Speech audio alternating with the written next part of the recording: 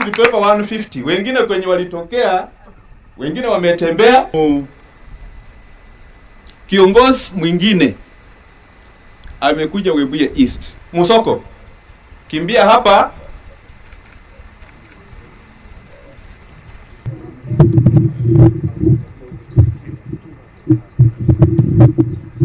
Na watoto wetu ambao wanatafuta kipato kupitia kwa transport, na wanataka tu deputy president awe president, wafanye naye kazi.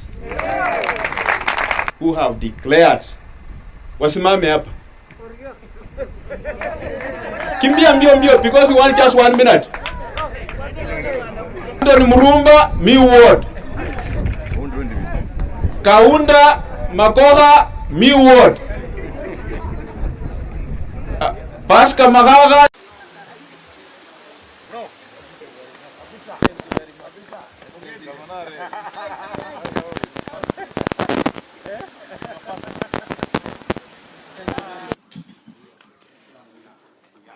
Basi Your Excellency, kwanza mimi natoa shukrani kwa mini na kufanya bidii. Nataka niwashukuru ninyi watu wa Msambweni yako hii sebule. Mimi niko na hakika wale waliofika hapa leo kwa mara ya kwanza itakuwa sio mwisho, kwa sababu hapa ni jitolea kwenu. Katika mambo ya siasa kuna watu ya mambo mengine yote. Watu wengi hapa walijitolea kwa yeye kuwa na msimamo, kuwa mkakamavu. Na wale waliofika leo, jisikieni mko nyumbani. Your Excellency, wakati my brother Faisal tuliongea, I want to say thank you very much. You didn't let us down. Pengine mambo yangekuwa tofauti. So to you my friend, congratulations. Wewe na Rais Uhuru Muigai Kenyatta mmepewa mamlaka na wananchi wa Kenya kuendesha shughuli ya serikali ya Kenya. Yale mamlaka ambayo mlipatiwa na wananchi mmeyatumia vizuri sana kikatiba. Lakini wale rafiki yetu ambaye hawa watu wa Webuye East walipigia kura mingi zaidi, Prime Minister wa zamani, yeye hakupatiwa mamlaka ya wananchi ambayo ni yenye nguvu zaidi kama yenye nyinyi mlipata Rais Uhuru Kenyatta. Yeye akapewa tu mamlaka kidogo ya salamu. Ametumia mamlaka ya salamu kufuta uhuya, amefuta watu wengi kabisa. Mpaka juzi nimesikia ati anataka atukufuta kazi bwana Chebukati. Na mimi nimwambia huyo Raila Odinga kwamba akitaka kazi ya kuangalia wafanyikazi wa serikali awache ile haka ya infrastructure ya EU, achukue ile ya Francis Kinyua ya Head of Public Service, ndio aanze kuangalia Wakenya kama wanafanya kazi. Kuangaisha Wakenya hiyo tumechoka, na hiyo hatuwezi kubali zaidi hapa. Hii changamoto tuko nayo, matatizo na wauguzi, madaktari, nurses na clinical officers, inawezekana tuketi chini tutatue hii tatizo, kwa sababu tuko na janga kubwa ya corona, na haiwezekani ya kwamba wakati tuko na tatizo kubwa ya kiafya duniani, hapa Kenya tuko na mgomo, wale wanasema, hawa wanajibu, na hatupati suluhu. Lazima tutafute namna kupitia kwa wizara yetu ya afya, kupitia kwa county government tulizo nazo na viongozi wa wauguzi. Lazima kwa manufaa ya Wakenya tutafute mbinu na jinsi ya kutatua hii tatizo, kwa sababu inahatarisha maisha ya watu wengi katika taifa letu la Kenya, hasa wakati huu wa janga la corona. Our health workers going on strike at this moment, and the shouting match between the Ministry of Health, county governments, and the leadership of our health workers is not only unhealthy, but it is dangerous for our nation, especially when we are in the middle of a pandemic that is ravaging our country as it ravages the world. There is need, urgent need, for the hardline positions taken by all the parties to be toned down, and we must find the platform to negotiate and to agree so that we can ensure that Kenyans are not endangered because there are no health workers in our hospitals, but their lives are equally protected in the manner in which that befits people who are on the front line, and taking into account the economic challenges that we also have as a nation. Therefore, there is need, and I believe there can be established a mechanism that ensures that there are no losers, that everybody emerges out of this in a way that we can create a compromise between what the doctors want, what the ministries can afford, so that we cannot endanger the lives of many Kenyans because of the COVID-19 pandemic. I want to ask the ministry, county governments, and the leadership of our health workers to find it in their commonality, a place where we can engage, sort out the issues, or at least agree on how we can manage the situation in a manner that it doesn't get out of control. It is in the best interest of the country. It must be in the best interest of the doctors and nurses and clinical officers, and it must be in the best interest of the 45 million Kenyans who will be in danger if this situation is not resolved.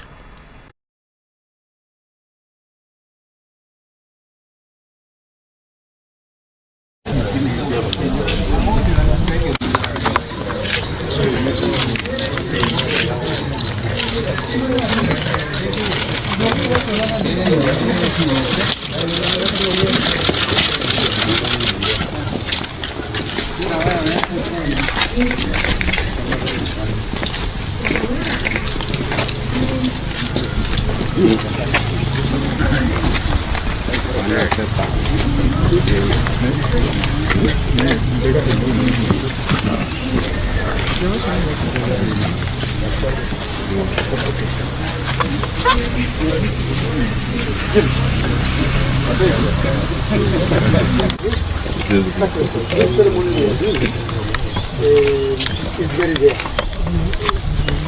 It's really rare. And we do it as a community to people with high risk. We're blocking. Okay, so what ideally happens, you notice we have done something down there, and we have put some in the morning, in the evening, or when you are visiting. So we must also teach you how to make it.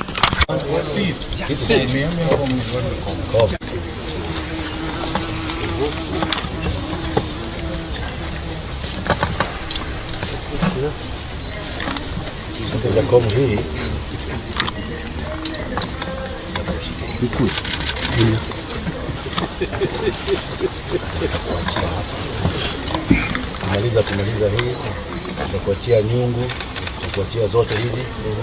Hii nyungu utaambiwa na mzee. Hata kama si hapana iko, narudi tu hapo.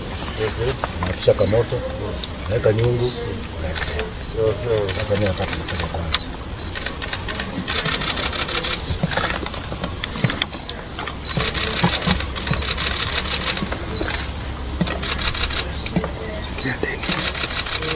And then he will add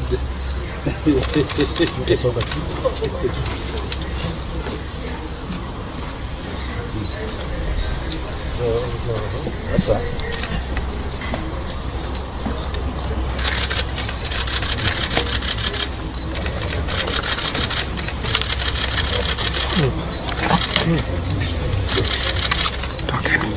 You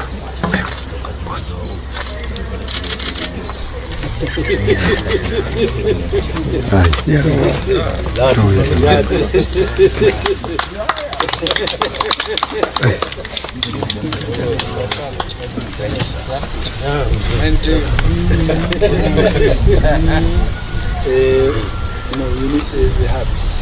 Yes. Kupiga ama kuitwanga. Sasa tutaweka kile ambacho ni cha muhimu. Herbs ambazo ni healing herbs. Na ndio sasa tunataka kuweka tu kiasi kidogo tu.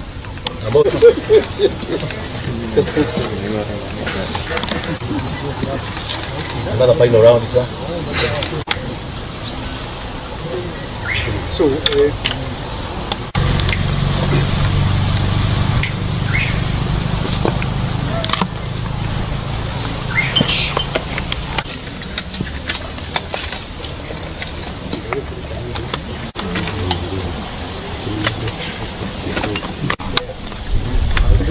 if they fall down, then you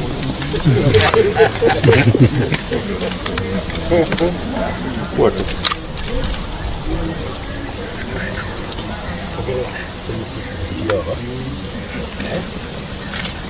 Thank you for the instructions.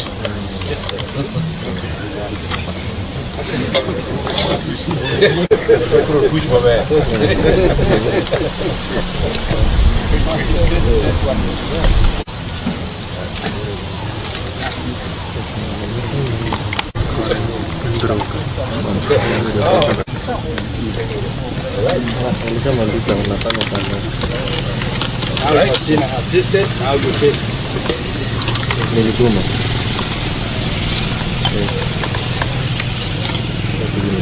You get a hook.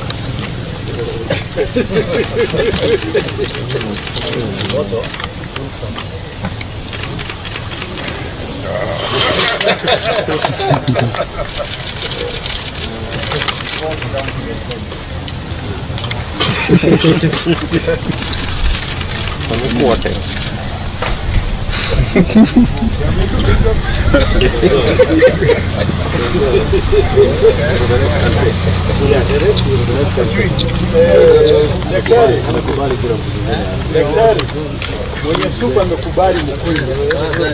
Kwa hivyo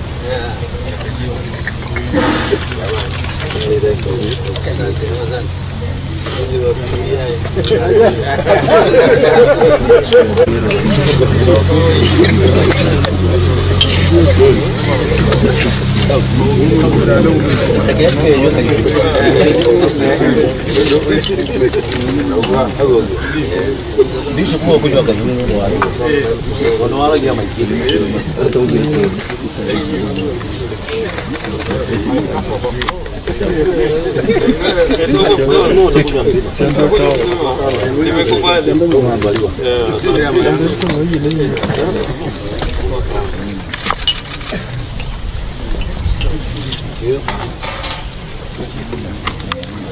Nego, nywa kai huru. Sasa wewe gavana utakuja mzima.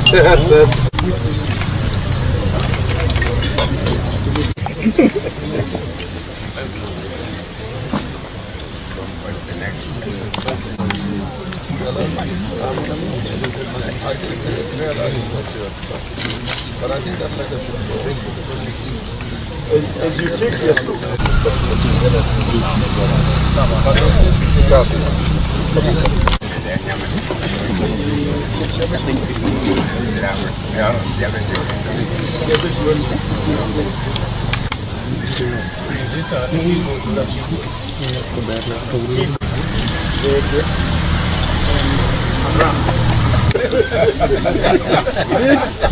this daktari is a very important with a circumcised hiccup. Or is it castrated? Like you show the doctor later when you're visited by our friends. But it may not be very good for you. So we also have the doctor that is specifically not eaten by men. So not eaten. That when you leave And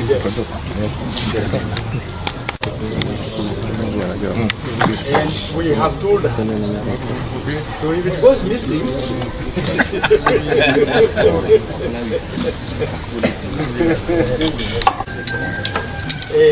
you will be in trouble. And remember, we shall have gone back to Muraki.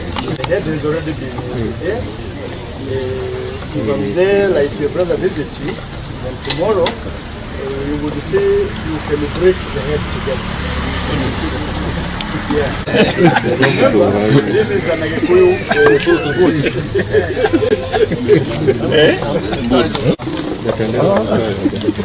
okay.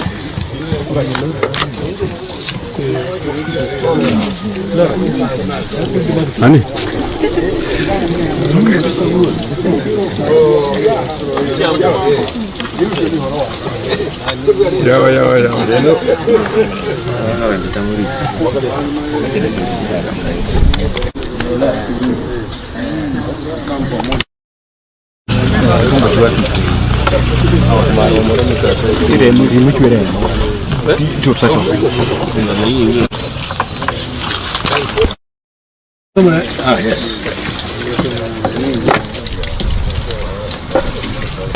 Ya.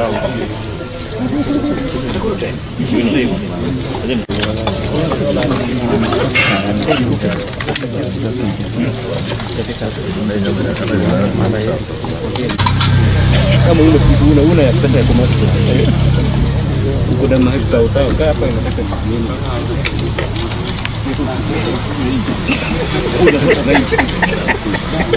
una sisi na mapiga hiki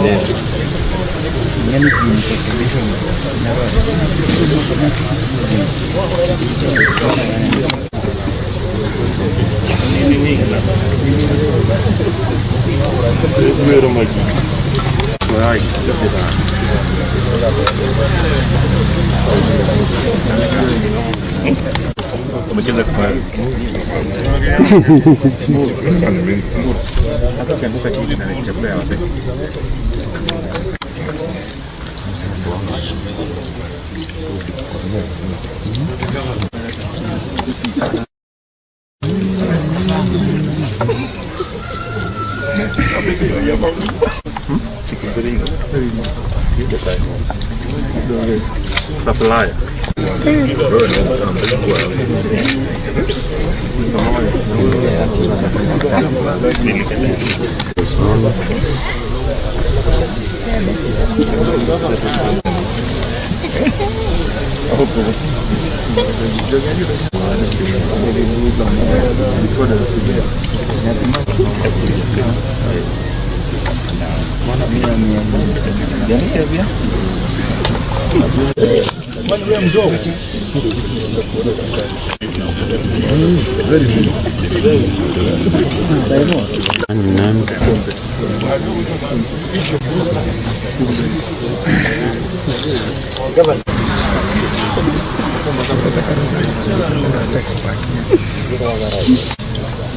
Hii sasa utakula hii.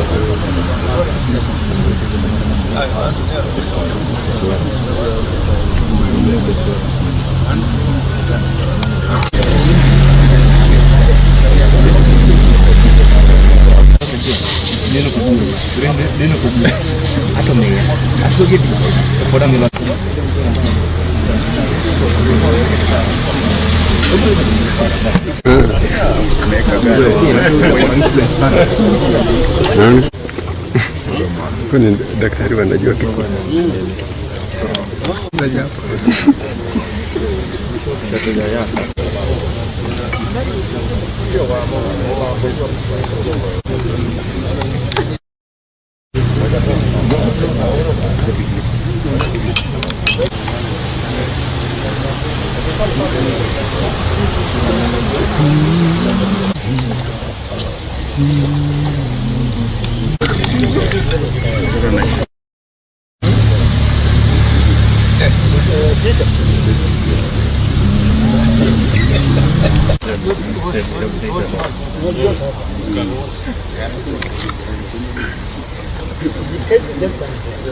Oh, you want to join?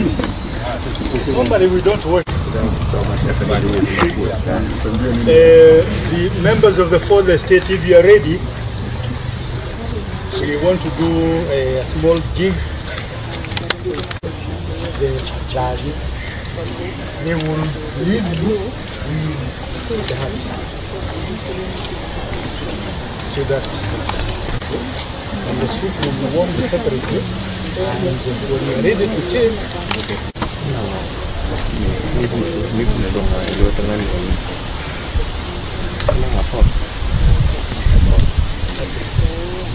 these are ground house, just a spoon, just a spoon.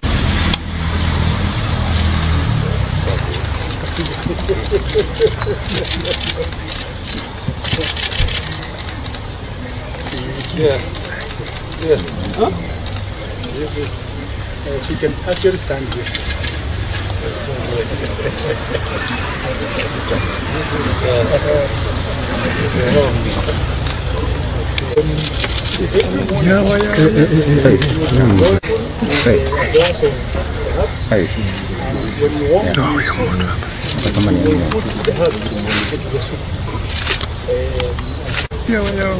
incidentally,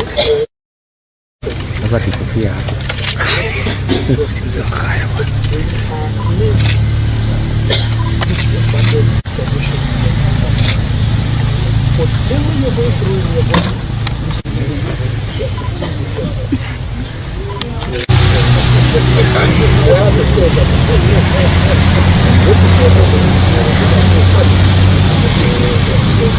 occasionally you can have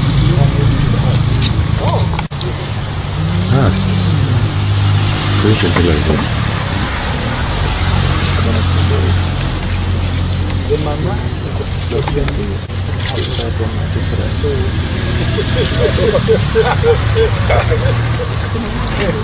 Yes, you will keep.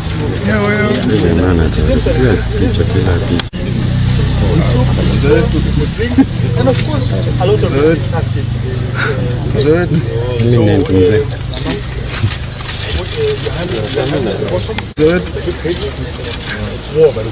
So, that would be good for you.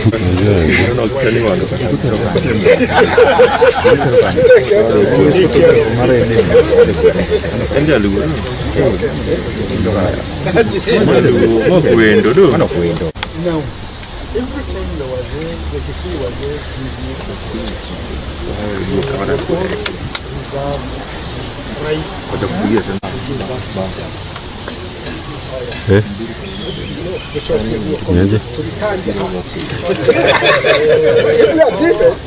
Nini?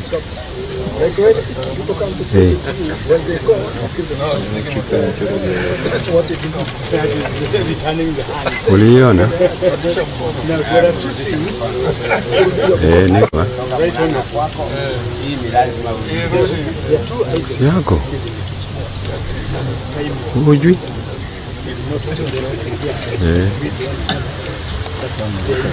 Haya.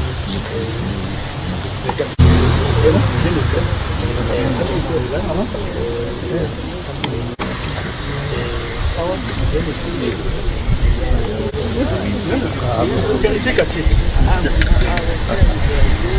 Turejelea tu kwa viti.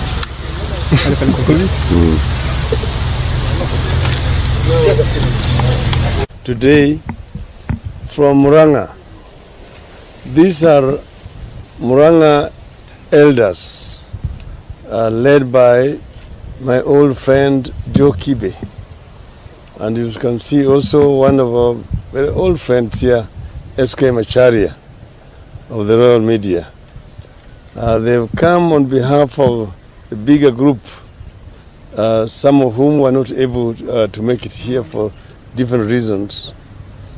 But the reason why they asked to come and see me was basically to visit me after my operations recently. They are concerned about my health, and they're saying that it's traditional among the Agikuyu that when somebody has gone through this, he is given some kind of medication, which is traditional. So they brought me a traditional medication. They came here with a fairly large, big he-goat and a dopa, which they slaughtered here. They also came with some herbs around which they have cooked here, and they've prepared the soup that you saw us partake of here, and then they also roasted that meat, which you have all eaten together. I want to say that I feel now much better after this concoction that they brought here. The traditional medicine seems to work much faster than these other manufactured medicines. I'm sure it is also an antidote against COVID. But so you're welcome here. Also my family, my brother, my wife, and my other friends are all here, my relatives. So we really want to welcome them here. We have a historical relationship and friendship with that part of the world where they come from. As you know, these people are from Muranga, and they say that Muranga is the cradle of the Agikuyu. But then they're part of the bigger Gikuyu community with whom we share a lot in common in terms of struggle for independence and also struggle for democratization of our country. They all are aware of what we've been through. Joe Kibe here has been very much involved in these matters. We were used to be with him and Charles Rubia and late Kenneth Matiba. Some people may not now remember. I know that a number of these people, including the paparazzis who are here, were not there at that time. When in 1990, we say that Kenyans are ready for multi-party democracy.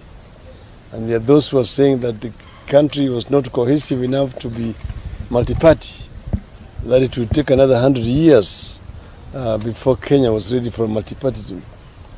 And the other people are saying this is the year for multi-partyism.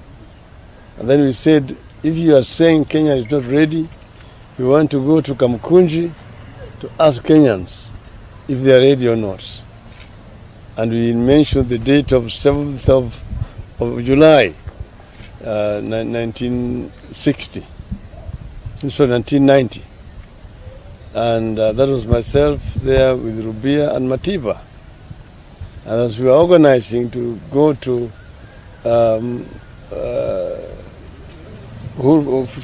Kamkunji, we were all arrested together with our lawyers, John Hamenwa, Toby Manyara, Paul Mwite. Quite a number were arrested at that time. This is actually what caused Matiba's problem, and also Charles Rubia. Rubia suffered in detention, and when he was released, he lost almost his vocal cords. Then Matiba himself had a stroke in prison, and that completely destroyed his life throughout. So what I'm trying to say is that the struggle for democratization, which many people take for granted, was not easy. But many Kenyans united together, and that is what then created the movement, which then ended up in repeal of Section 2A and allowing for formation of other political parties. People usually tend to mix issues here. There is 7th of July 1990. Then there is October, which date was that? I think it's 16th of October 1991. That was a second movement after the original Sabasaba. So people usually mix those two events.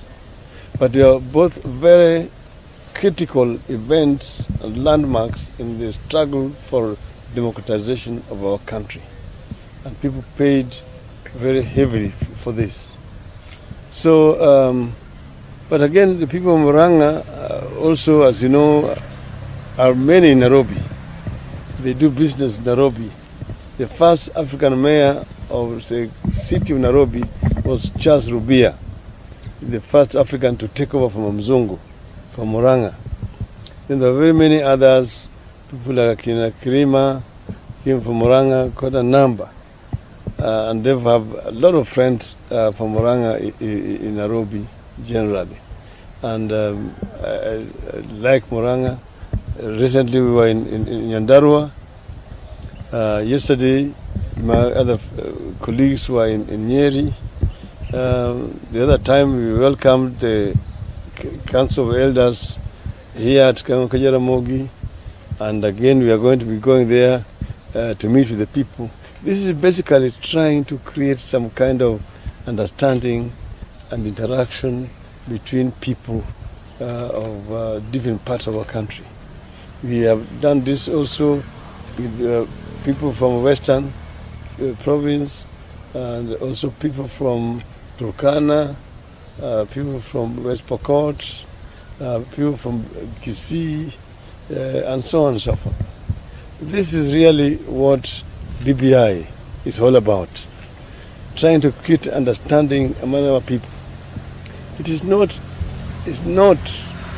enough to say we have reconciled without bringing the people together. Two people can just go there and shake hands, but that does not unite the people. You have to facilitate integration, connections, and communication between the different parts of our country as we move forward. So as we get now into the BBI year, we are going to be doing more and more this going forward. And we hope that Kenyans are going to embrace the spirit of BBI. There's a letter and the spirit of BBI. The spirit is unity, bringing the people together, unity in our diversity as a people, to create one people, one nation. That is when we can be able to realize the aspirations and the dreams of our forefathers. They're welcome, as I've said, and maybe I want to invite one of them. Well, I am Joseph Kibe. They call me Joe. I am a former civil servant. I worked for Kenya government from 1962 to 1979. Currently, I do my own private development and things like that.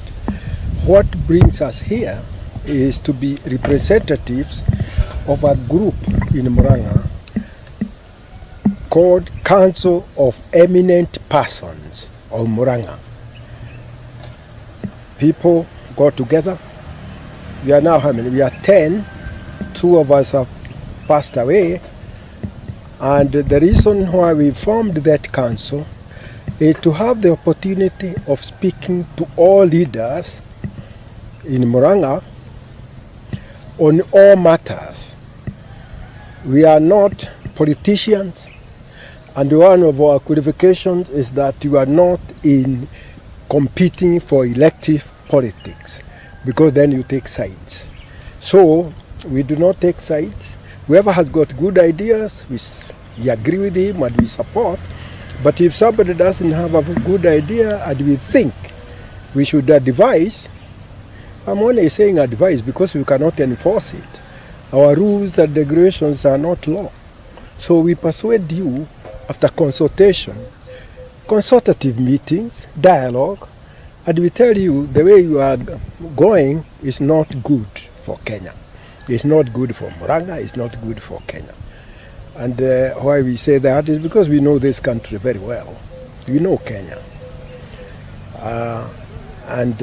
When somebody is bringing in his mode of politics, which is not good, it is good we advise against it. Because this country, if you consider that the younger people are already more than 60% of the 47 million Kenyans, so you know that those young people should be given good idea and good leadership, so that when they take over the country, because it is their country after all, those of us who are old are very few, they know how to lead it properly in all aspects, whether it is the management of the country, whether it is the governance in corporations or in private activities, whether it is, we call like border, or whether it is taxi, or whether it is buses, all these, there's order of doing things. And this is the kind of order in all sectors that we advocate. And the reason why we are here, of course, is because our friend here, Raila, the owner of this home, is a good friend of ours for many, many, many years. So was his father. We knew one another, we worked together. As I said, they started working in 1962. He was the vice president of Kenya, and he was also the minister for home affairs. So, and he knew the country also very well. And we can never forget that he is the one person who refused power because he had decided with the other leaders, or most of the other leaders then, that as long as Mzee Kenyatta was in jail, in prison, in detention, he would not take part in that kind of government. If it was somebody else, and we know many people who would have liked it, they would have just taken it. But him, that we never forgot. So when he was vice president, we are very proud of him. Eventually things broke down one form or another, because in politics there are so many methods of spoiling even good ideas. And you see, the worst, which we shall always remember, is the inauguration of that hospital in Kisumu, where there was violence and there was shooting and all that. All of us then actually felt that it is not good. Now, the handshake that there was then between Mzee Jomo Kenyatta and Jaramogi Oginga Odinga was broken, okay? And it has taken so long before now there is another handshake between Uhuru Kenyatta and Raila Odinga here.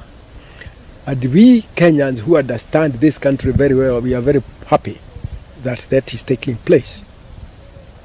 Because we shouldn't care where you come from, as long as you are a Kenya citizen. If you have got good ideas and you can lead us properly and all that, that's what we are interested in. The rest of it is to emphasize that it depends on your own hands. You will do what you are good at, like you are doing now, and other people are doing other things. But you want to do it in an atmosphere of peace in the country. Peaceful country. After all, what is the country for? It is for the good of the people. If the people are not happy, it cannot be good management of a country.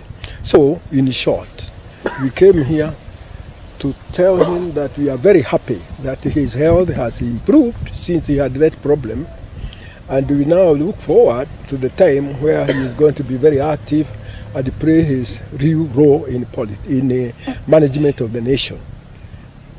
And I must say, after all, what else has he ever done in life other than thinking about this country and doing what he can, doing his best for what the contribution he could make. So we are happy to see his health is good, and we came here specifically to say we are very happy that his health is now very good, and we look forward to the time when he is able to do much more for the management of this nation, which he can. And of course, he also came here to emphasize to Mama that his health is very important to us as Kenyans. So any part you play, we are very grateful to you. And that's why we came here specifically to say that we look forward to working with him in whichever capacity. Okay? And we Murang'a people, as he said, we know Nairobi very well, we know Kenya, and we are everywhere. You see, that's one of our problems, because the Kikuyus are all over the country. And why not? The country belongs to all of us, wherever you go. When I'm here, I don't feel that I'm in rural land, so it is important or not important. It is part of Kenya. And I'm entitled to be there when I want, if I want. Anyway, ladies and gentlemen, because of my old age, I can talk a lot for Kenya, because I love this nation, and I would like to see it progress well. Thank you very much.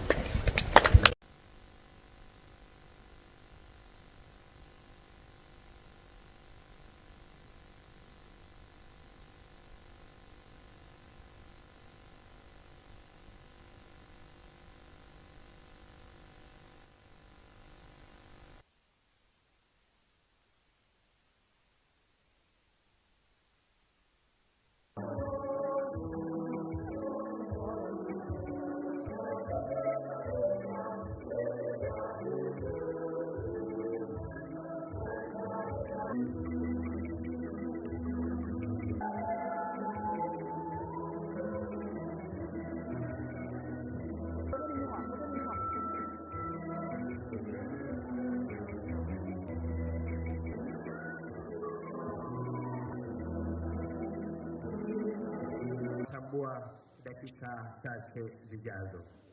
Wakati huu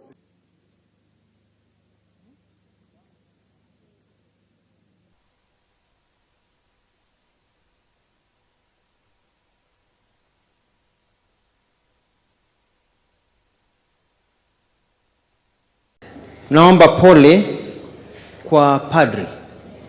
Clergy ulisimama pale ukatuambia tusipige siasa. Familia walikutana jana wakasema tusipige siasa, lakini sisi wanasiasa tukakuja tukalete siasa kwa mazishi ya mwenda wetu. Professor Kibwana amejaribu kuwa a bit polite, lakini mimi nataka kusema hiyo ni tabia mbaya. We have an arrogance in our country of the political elite, very arrogant, who think it's all about them. It's all about them and politics and competition. Tabia mbaya, shame on you. Kama unataka kutafuta siasa ya kuongea kufa, tukuje kwa yako tuongee kwa yako. But do not sit here and distress the family who have lost by going on endless politics and war against other people. Bad manners. You don't see this happening in other parts of the world. It only happens in Kenya. Ni tabia mbaya, na tuachane hiyo tabia ya siasa kwa mazishi. Ni tabia mbaya sana. It's a shame. What do you think the wife is feeling? The wives are feeling here. The children are feeling. Tukianza matusi hapa kwa kifo yake. Alafu mnasema ni mwanasiasa lazima tupige siasa. Ubatili mtupu. Dr. Kabaka was a good friend and a good senator. When he lost in 2013, Nilimwandika kazi kama legal advisor wangu na tukafanya kazi na yeye. Wakati huo hakuwa in the baridi akingojea kuitisha kura tena, na tufanya kazi hapa Machakos. Program nyingi za maendeleo ambayo tumefanya hapa Machakos tulianza na yeye, na ni mtu ambaye alikuwa mjasiri, anaongea na nguvu ya kutetea haki ya watu wetu. Tutamkosa sana. Tunamwambia he's done a good job and it is sad that he's gone, but we'll always remember him.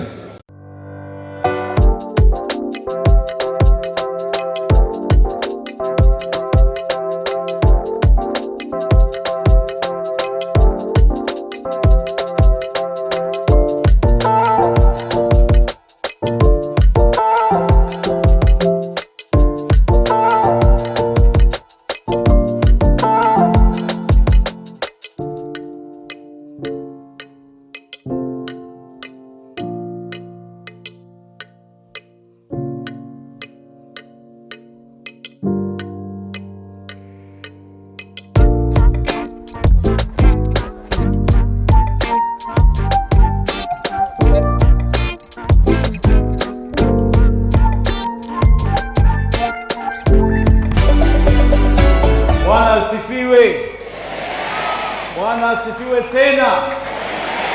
God is good and all the time. Wow. Evangelist Ezekiel, hii si mara yangu ya kwanza kuja hapa. Nimekuja mara moja na nitakuja mara ya pili na nitarudi tena na tena na tena.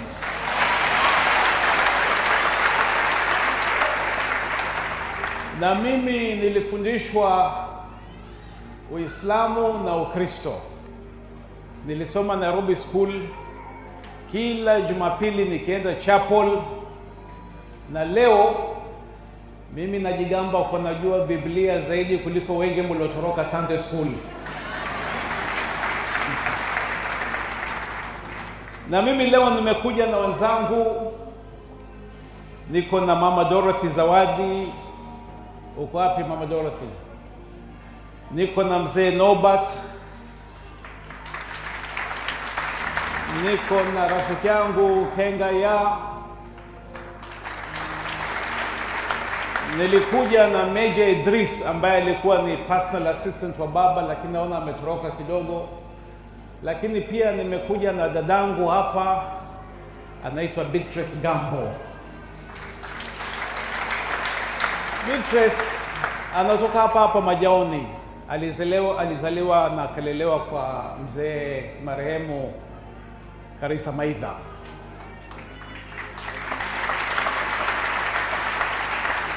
Sasa leo pastor, nimeona miujiza mengi, na mimi nataka nifanyie miujiza moja zaidi.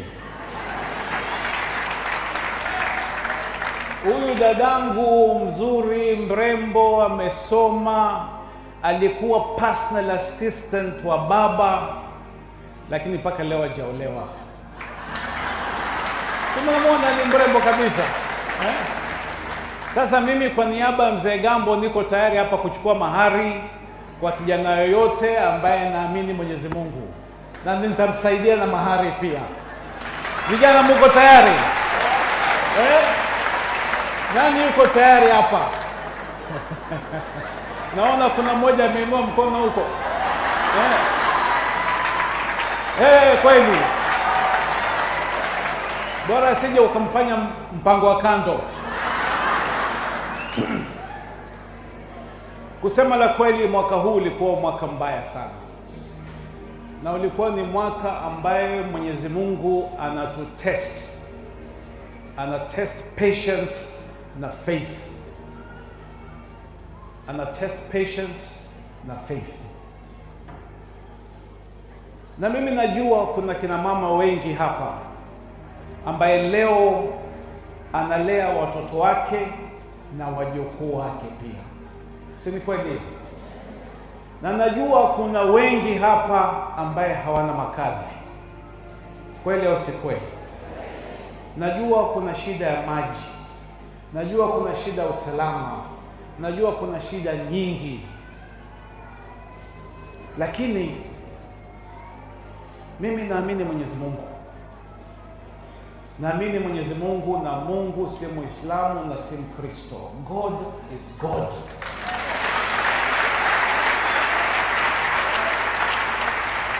So ukiniona nimesimama kanisani ni kwa sababu mimi naamini Mwenyezi Mungu. Na kama alivyosema Evangelist Zakiel, huwezi kuwa kiongozi kama huamini Mwenyezi Mungu. Manake Mungu hatakupa baraka, na kama wewe huna baraka hutoweza kupata uwezo wa kuongoza hata kuku. God is great. Na leo nimesikia ushuhuda mwingi nilipokuwa hapa. Watu wengi wamesimama wakatoa ushuhuda wao, na mimi sasa nataka kutoa ushuhuda wangu pia.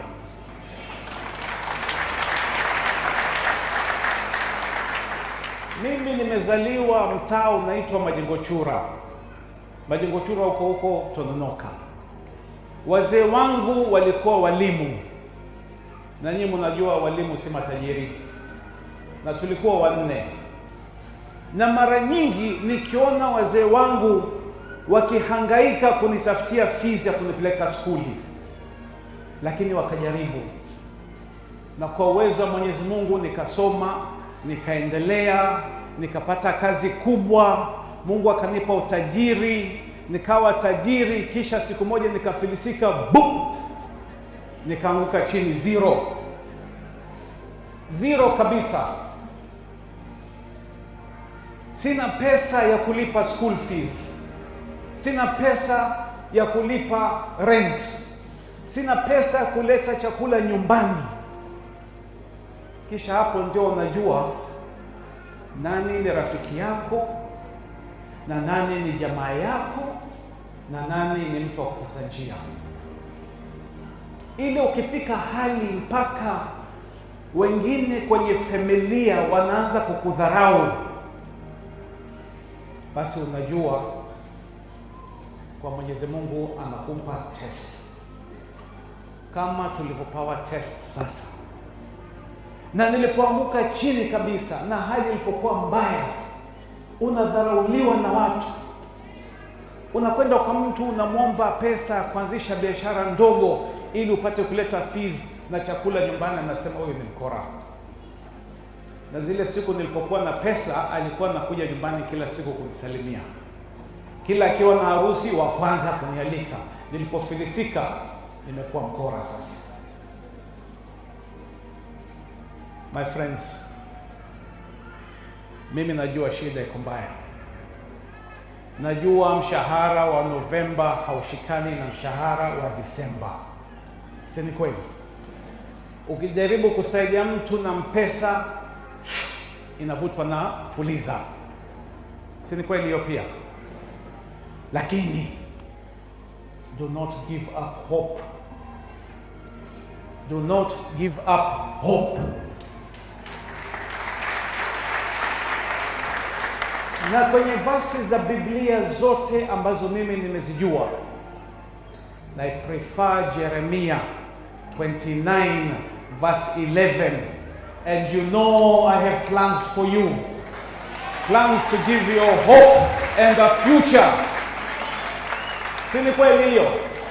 Mwenyezi Mungu anasema, na mnajua kuwa niko na mapingilio ya kuwapa matumaini na maisha mema huko mbele. Si kweli hiyo? Si maneno ya Shabal, ni maneno ya Mwenyezi Mungu. God is great. Na huu wakati ni wakati ambaye sisi sote tunapimwa. Unapimwa kwa subra yako na kwa imani yako. Na nikitizama hapa, wengi ni kina mama. 90% ni kina mama. Kwa sababu kina mama wana imani zaidi. Kina mama ndio wanastahimili zaidi. Na huu wakati wa shida, ukitizama utaona shida za nyumbani, za kifamilia zinazidi. Unaona bwana anatoroka, mama anatoroka, baba anarudi usiku mlevi, anatandika kila mtu. Hiyo ni frustration. Ni ile dhiki ambaye hajui vipi kuitatua. But the answer is in God. The answer is in God. Tuamini. Wakati umefika ya sisi watu kuamua kuwa maendeleo yetu hayawezi kuletwa na mtu yoyote isipokuwa sisi wenyewe. Ili Mombasa ipate kubadilika, lazima uko mbele tuchague viongozi wa sawasawa. Wakati wa siasa haujafika, bado iko mbali. Na mimi sipendi kuingia kanisa au msikiti kuhubiri mambo ya siasa, hapana. Hii ni nyumba ya Mungu, tuzungumze mambo ya Mungu.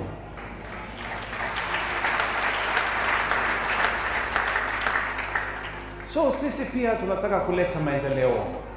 Sisi pia tunataka kuleta investment ili wafanyabiashara wapate biashara, ili watu wapate kazi, ili vijana wapate opportunity na wao pia kujiendeleza na hizo biashara kwa kusupply, kwa kutafuta tenda, kwa kutafuta kazi ndogo, ili Mombasa yetu ipate kuendelea.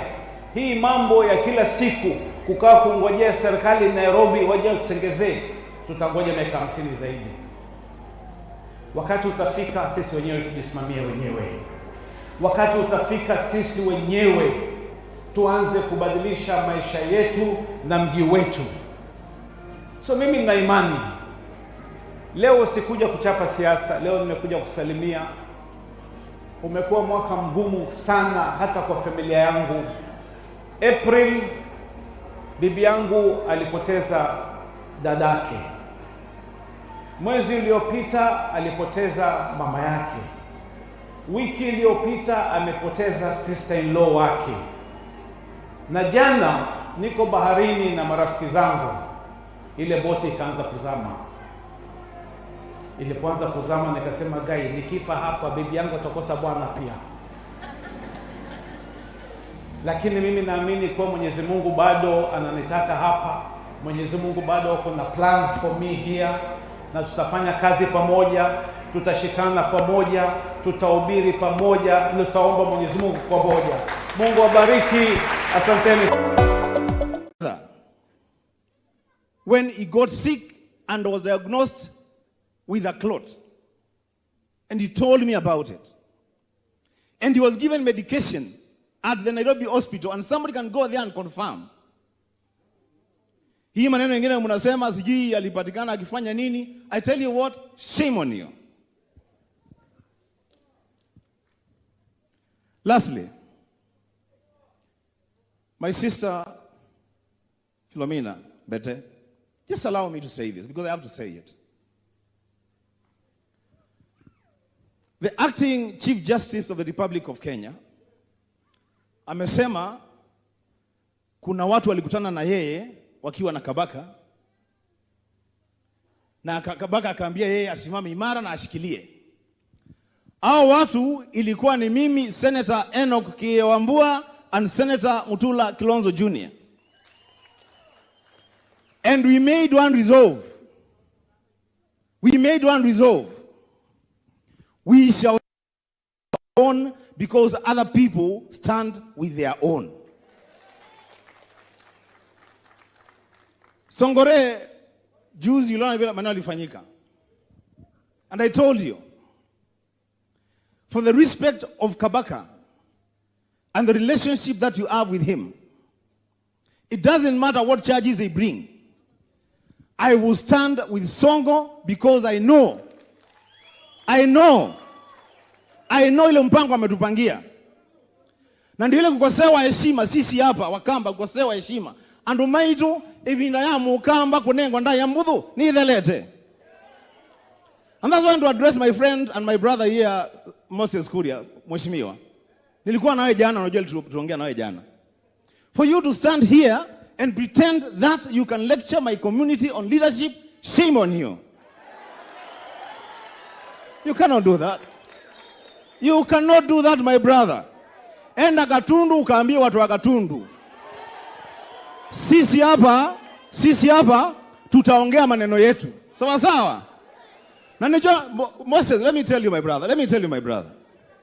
Ndio sababu unaona sasa nyinyi, Deputy President, I respect you. If somebody wants to approach Stephen Kalonzo Senior,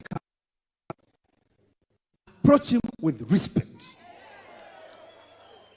Hii maneno ya kutumia watu kama hawa kuja kututukana hapa Deputy President inaharibu maneno. Inaharibu everything. Moses, I expect that one day, very soon, you will personally apologize to this community and to our leader. Kwa sababu sisi kama Wakamba tunajua kiongozi wetu anaitwa Stephen Kalonzo Musyoka. Kabisa. Hakuna maneno mengine. Wewe yenyu ya Gatundu mwende mfanye yenyu, ya Kiambu mfanye yenyu, mkae na utajiri wenyu and what you have. Sisi tuacheni na umaskini wetu, tutaishi vile tunaishi.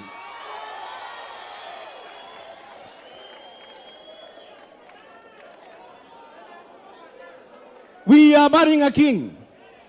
We are burying a king. Wacha nimalize Galua na kusema hivi.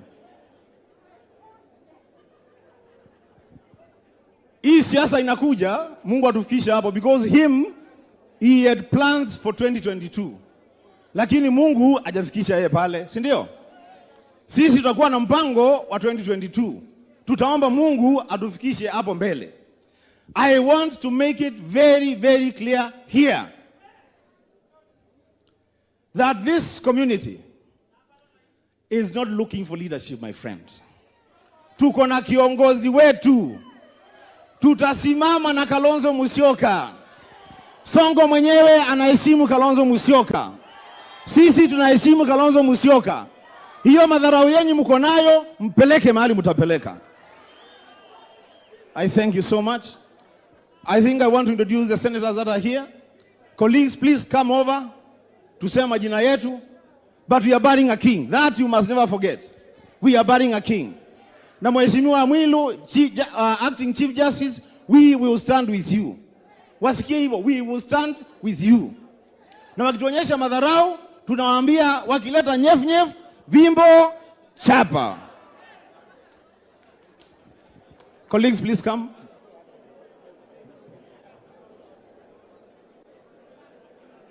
Senators, tafadhali, please come forth. Today we are expecting 40 senators, and I believe the number is as such. May God give you grace. I think it will be best if we can save time. So, Mr. Speaker, today you have a record attendance of senators. At the last count, I think we had more than 35, and they are still lining up, they are coming. So I will just give each one of them an opportunity to say their name and where they come from. Asanteni sana. And it is my humble request that they can keep to that. If you look at watches, your watches, it is already 4 p.m. I kindly request. Awapatie matumaini. Na pia ningependa kuambia familia, marehemu Senator alilala hapa. Alikuwa rafiki yangu wa karibu sana. Alikuwa anatembelea nyumbani pale Mua. Tulikuwa tunaonana kwa ofisi yangu sababu yeye alikuwa ni wakili, tumefanya kazi mingi pamoja. Na kifo cha marehemu isikuwe mwisho wa uhusiano wetu na familia. Kama kutakuwa na shida baada ya hapa, mimi kama former governor Nairobi niko tayari kusimama na familia. Kwa sababu marehemu amewacha watoto wengi sana. Na mnajua baada ya kifo cha marehemu mambo mingi hutokea baadaye. Challenges za kimaisha, mambo ya kishetani, watu kukosana, lakini tunaomba Mwenyezi Mungu asiwafikishe hapo, lakini mjue mimi kama Sonko nitasimama na familia.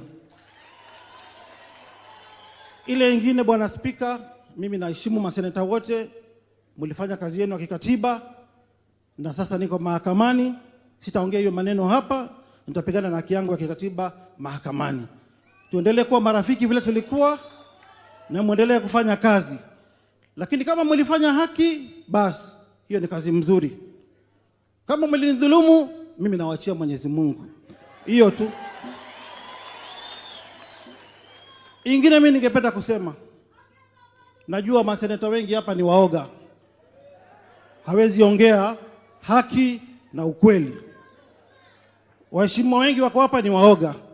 hawezi kuongea haki na ukweli. But mimi sababu siogopi, mimi nitaongea ukweli. Mimi ningependa kusema hivi. Ndugu zetu, members of the fourth estate, media, Wakenya wote kwa social media, ile propaganda mlikuwa mmeweka around kifo cha ndugu yetu, sasa amekufa. Na kama ilikuwa mumheshimu, mimi naomba tafadhali mheshimu familia. Mheshimu mamake Kabaka, bibi zake na watoto wake. Hiyo propaganda ya upuzi, mimi najua Kabaka, we were very close. Na hii mambo si ya kwanza kufanyika. Tumepoteza seneta watatu sasa. Kajwang, Makueni, Mutula Kalonzo senior na Kabaka. Mnaweka tu propaganda. Tunajua nini inafanyika. Tunajua kazi ya state machinery. Kabaka kabla ya kifo chake alikuwa na shida na watu wa deep state na makatels wa system, kwa sababu alikuwa anatetea watu wa Machakos kwa shamba ambao walikuwa wananyang'anywa pale ya River. Wewe ngoja, hakuna mtu ataongea hii maneno tena. Na mimi nilivyomjua Kabaka ni wakili senior msomi, hawezi shikwa na hizo propaganda nne mnamwokelea. Ati 4 tablets ameshikwa nazo. Tunajua nini mlifanya. Na viongozi, wacha niwaambie, mkiendelea kunyamaza, next itakuwa ni wewe. Tunataka uchunguzi ifanywe. Ile mwanamke aliachiliwa aandike statement, family ikuwe na lawyer wake, na nitalipa huyo lawyer tujue kifo cha marehemu kilitokana na nini. Hatuwezi kwa kila saa tunapoteza senator akipigania haki za kikatiba, mnamwokelea ati Viagra. Tunajua nini mnafanya. Hiyo ni propaganda kudivert attention. Mkishapoteza watu mnaweka ati Viagra ndio mtu adisoniwe na community nazo. Hiyo hatutakubali. Tunataka kifo cha marehemu kichunguzwe. Marehemu haja kufa na ile mambo ambayo mlimwekelea. Angalieni clips nimeweka kwa social media leo. Alikuwa na shida na kibicho na system na watu walikuwa karibu ya rais. Na pia marehemu, mimi sina ubaya, pia marehemu mjue alijua atakufa. Marehemu aliongea, mimi siogopi kufa, mmeanza kunitisha. Kwa nini hiyo mambo media muongei? Kwa nini aongee atakufa halafu akufe? Kwa hivyo mimi sina uchungu hati ya kuimpichiwa. That is normal part of life. Sawa. There is life after politics. Lakini tunataka ukweli, uchunguzaji uanze kwa sababu ya kifo cha marehemu. Na ninyi maseneta msiogope ati order from above. Order from above. Mufanye kazi kulingana na katiba ya Kenya. Waiguru ile makosa alifanya mlimsamehea. Mimi kwa sababu nimedefend na kuprotect constitution, mmenipeleka nyumbani. Ati mmepigiwa simu, order from above. Mwenyezi Mungu atawasamehea kama mlinidhulumu. But kama mmepatikana na hatia, basi mimi nimekubali.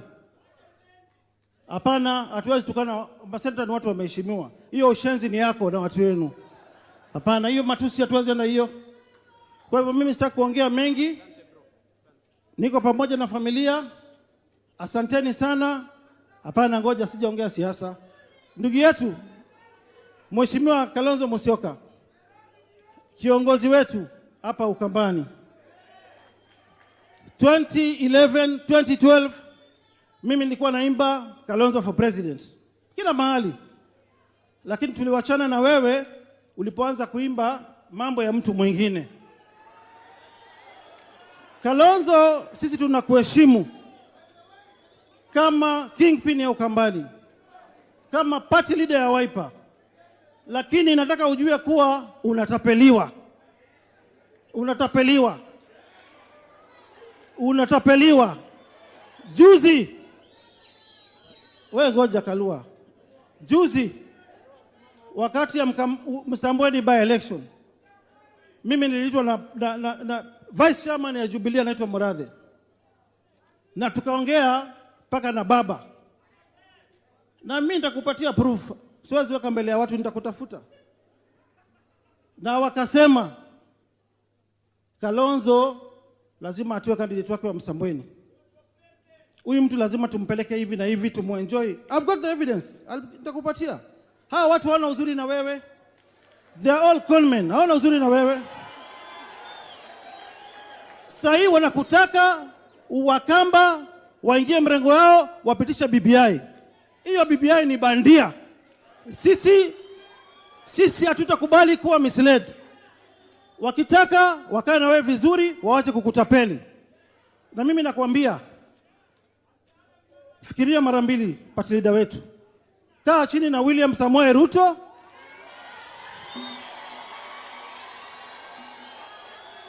Mkubaliane mahali mtapeleka hii nchi.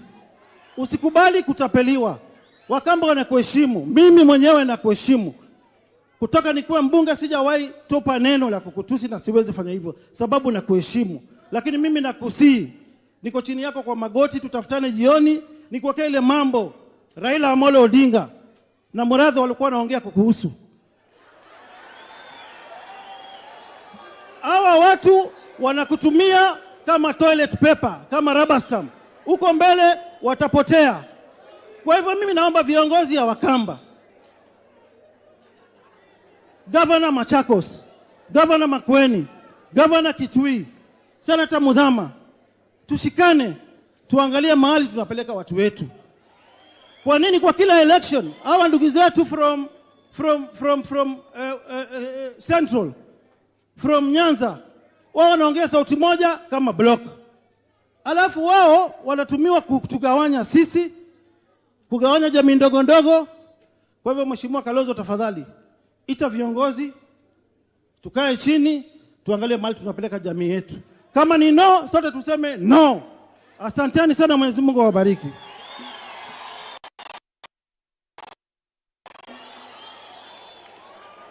Poleni sana na Mungu awabariki. Asante.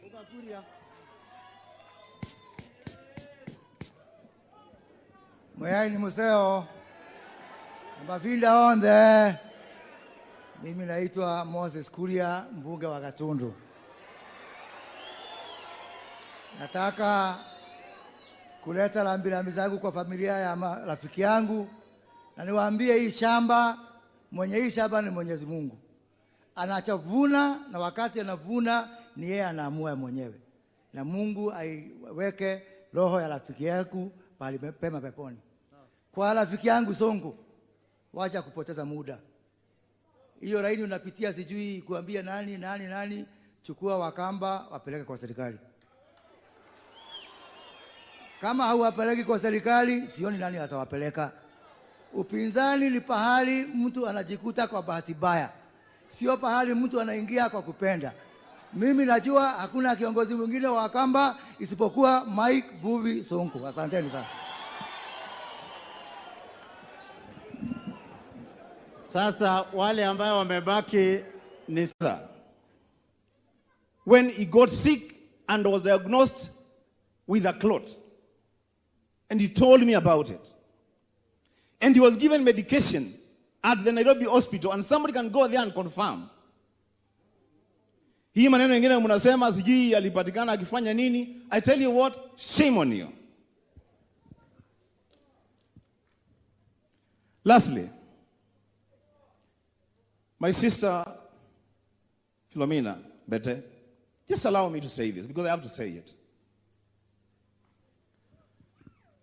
The acting Chief Justice of the Republic of Kenya amesema kuna watu walikutana na yeye wakiwa na Kabaka, na Kabaka akaambia yeye asimame imara na ashikilie. Hao watu ilikuwa ni mimi, Senator Enoch Kiewambua and Senator Mutula Kalonzo Jr. And we made one resolve. We shall own because other people stand with their own. Songore, juzi uliona vile maneno yalifanyika. And I told you, for the respect of Kabaka and the relationship that you have with him, it doesn't matter what charges they bring. I will stand with Sonko because I know ile mpango ametupangia. Na ndio ile kukosewa heshima sisi hapa Wakamba, kukosewa heshima. Andu maitu ibinda ya mukamba kunengo nda ya mbudhu ni ithelete. And that's why I want to address my friend and my brother here, Moses Kuria, mheshimiwa. Nilikuwa nawe jana, unajua tuongea nawe jana.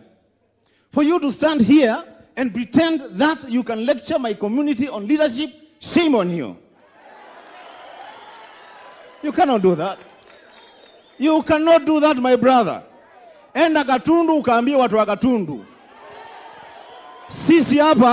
Sisi hapa tutaongea maneno yetu. Sawa sawa? Na nijo Moses, let me tell you my brother. Ndio sababu unaona sasa nyinyi Deputy President, I respect you. If somebody wants to approach Stephen Kalonzo Senior, approach him with respect. Hii maneno ya kutumia watu kama hawa kuja kututukana hapa Deputy President inaharibu maneno. Inaharibu everything. Moses, I expect that one day, very soon, you will personally apologize to this community and to our leader. Kwa sababu sisi kama Wakamba tunajua kiongozi wetu anaitwa Stephen Kalonzo Musyoka. Kabisa. Hakuna maneno mengine. Wewe yenyu ya Gatundu mwene mfanye yenyu, ya Kiambu mfanye yenyu, mkae na utajiri wenyu and what you have. Sisi tuacheni na umaskini wetu, tutaishi vile tunaishi.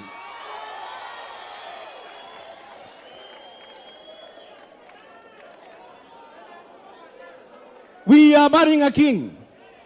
We are burying a king. Wacha nimalize Galua na kusema hivi. Hii siasa inakuja, Mungu atufikisha hapo because he had plans for 2022. Lakini Mungu hajafikisha yeye pale, si ndio?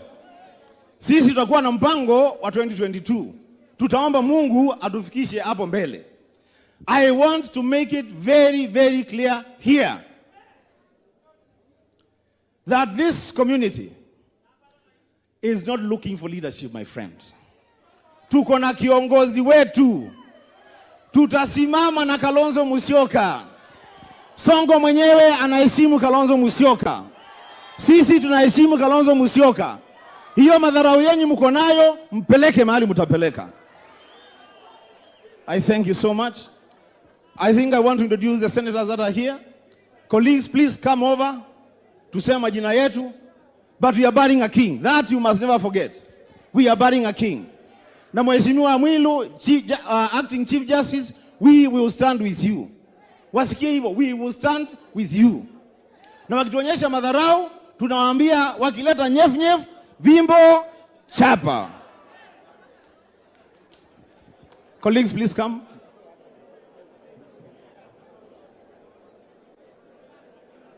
Senators, tafadhali, please come forth.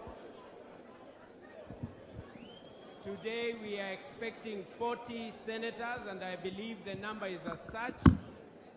May God give you grace. I think it will be best if we can save time. So, Mr. Speaker, today you have a record attendance of senators. At the last count, I think we had more than 35, and they are still lining up, they are coming. So I will just give each one of them an opportunity to say their name and where they come from. Asanteni sana. And it is my humble request that they can keep to that. If you look at watches, your watches, it is already 4 p.m. I kindly request.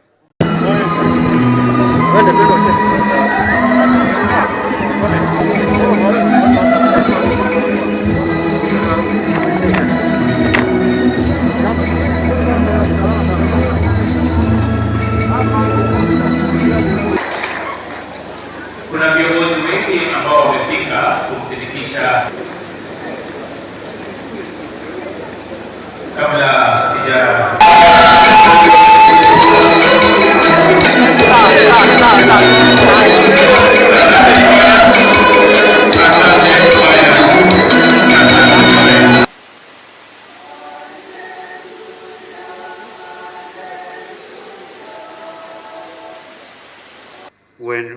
laying to rest our beloved senator.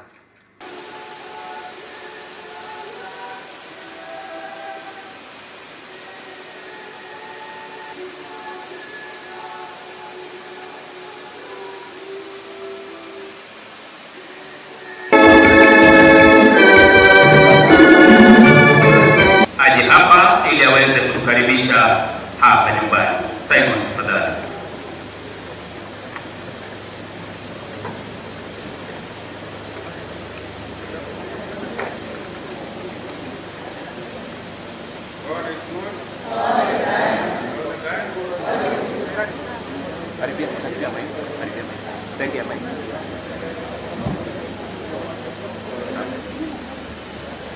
Your Excellency, sir, and unfortunately, he went to be with the Lord.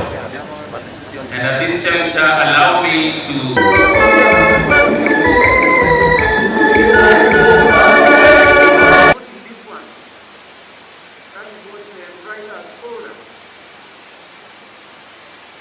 ambayo sio ndefu vile.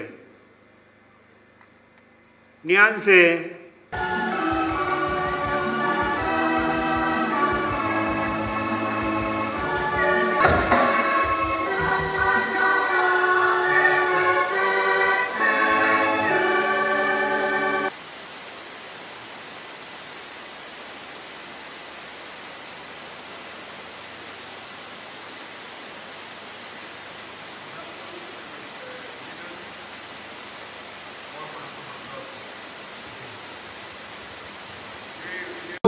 politicians come here and they take us back to tribe. Tribe E, tribe ile, tribe E, na nini. If the politics we are promoting are politics of tribe, we are doomed. And anybody who talks about politics of tribe is, if there is this English word, dooming Kenya. So let's think back, let's introspect. Tujiulize, hii Kenya tutaipeleka mbele namna gani, na sio Kenya ya ukabila. Iwe ni Kenya ya the whole country, so that these young people who are here, and there are a lot of them here, have hope. Sisi kama watu wa Masai, na nataka kusema ukweli, mimi nilisimama na Sonko kwa sababu Wamasai wetu walifukuzwa katika Embakasi na Sonko akarudishia hiyo shamba. Ilikuwa ni aibu sana mimi kama singesimama na yeye. Na hii kitu ambaye ni amana sana ni kwamba devolution is under threat. And we cannot and we will not allow personal interests to supersede the interests of this great nation called Kenya. We will fight for devolution. Asante. They can never be Kenya A and Kenya B. Because we believed then that what is most important is the unity of our country and moving together. Pia mimi nilikashifiwa, niliwekewa billboards Nairobi, walisema sitaki Nairobi ipate 100 million shillings, but because we stood strong together with my colleagues, Nairobi County ambayo ilikuwa inaongozwa na ndugu yangu Sonko, tuliongezewa 3.3 billion shillings.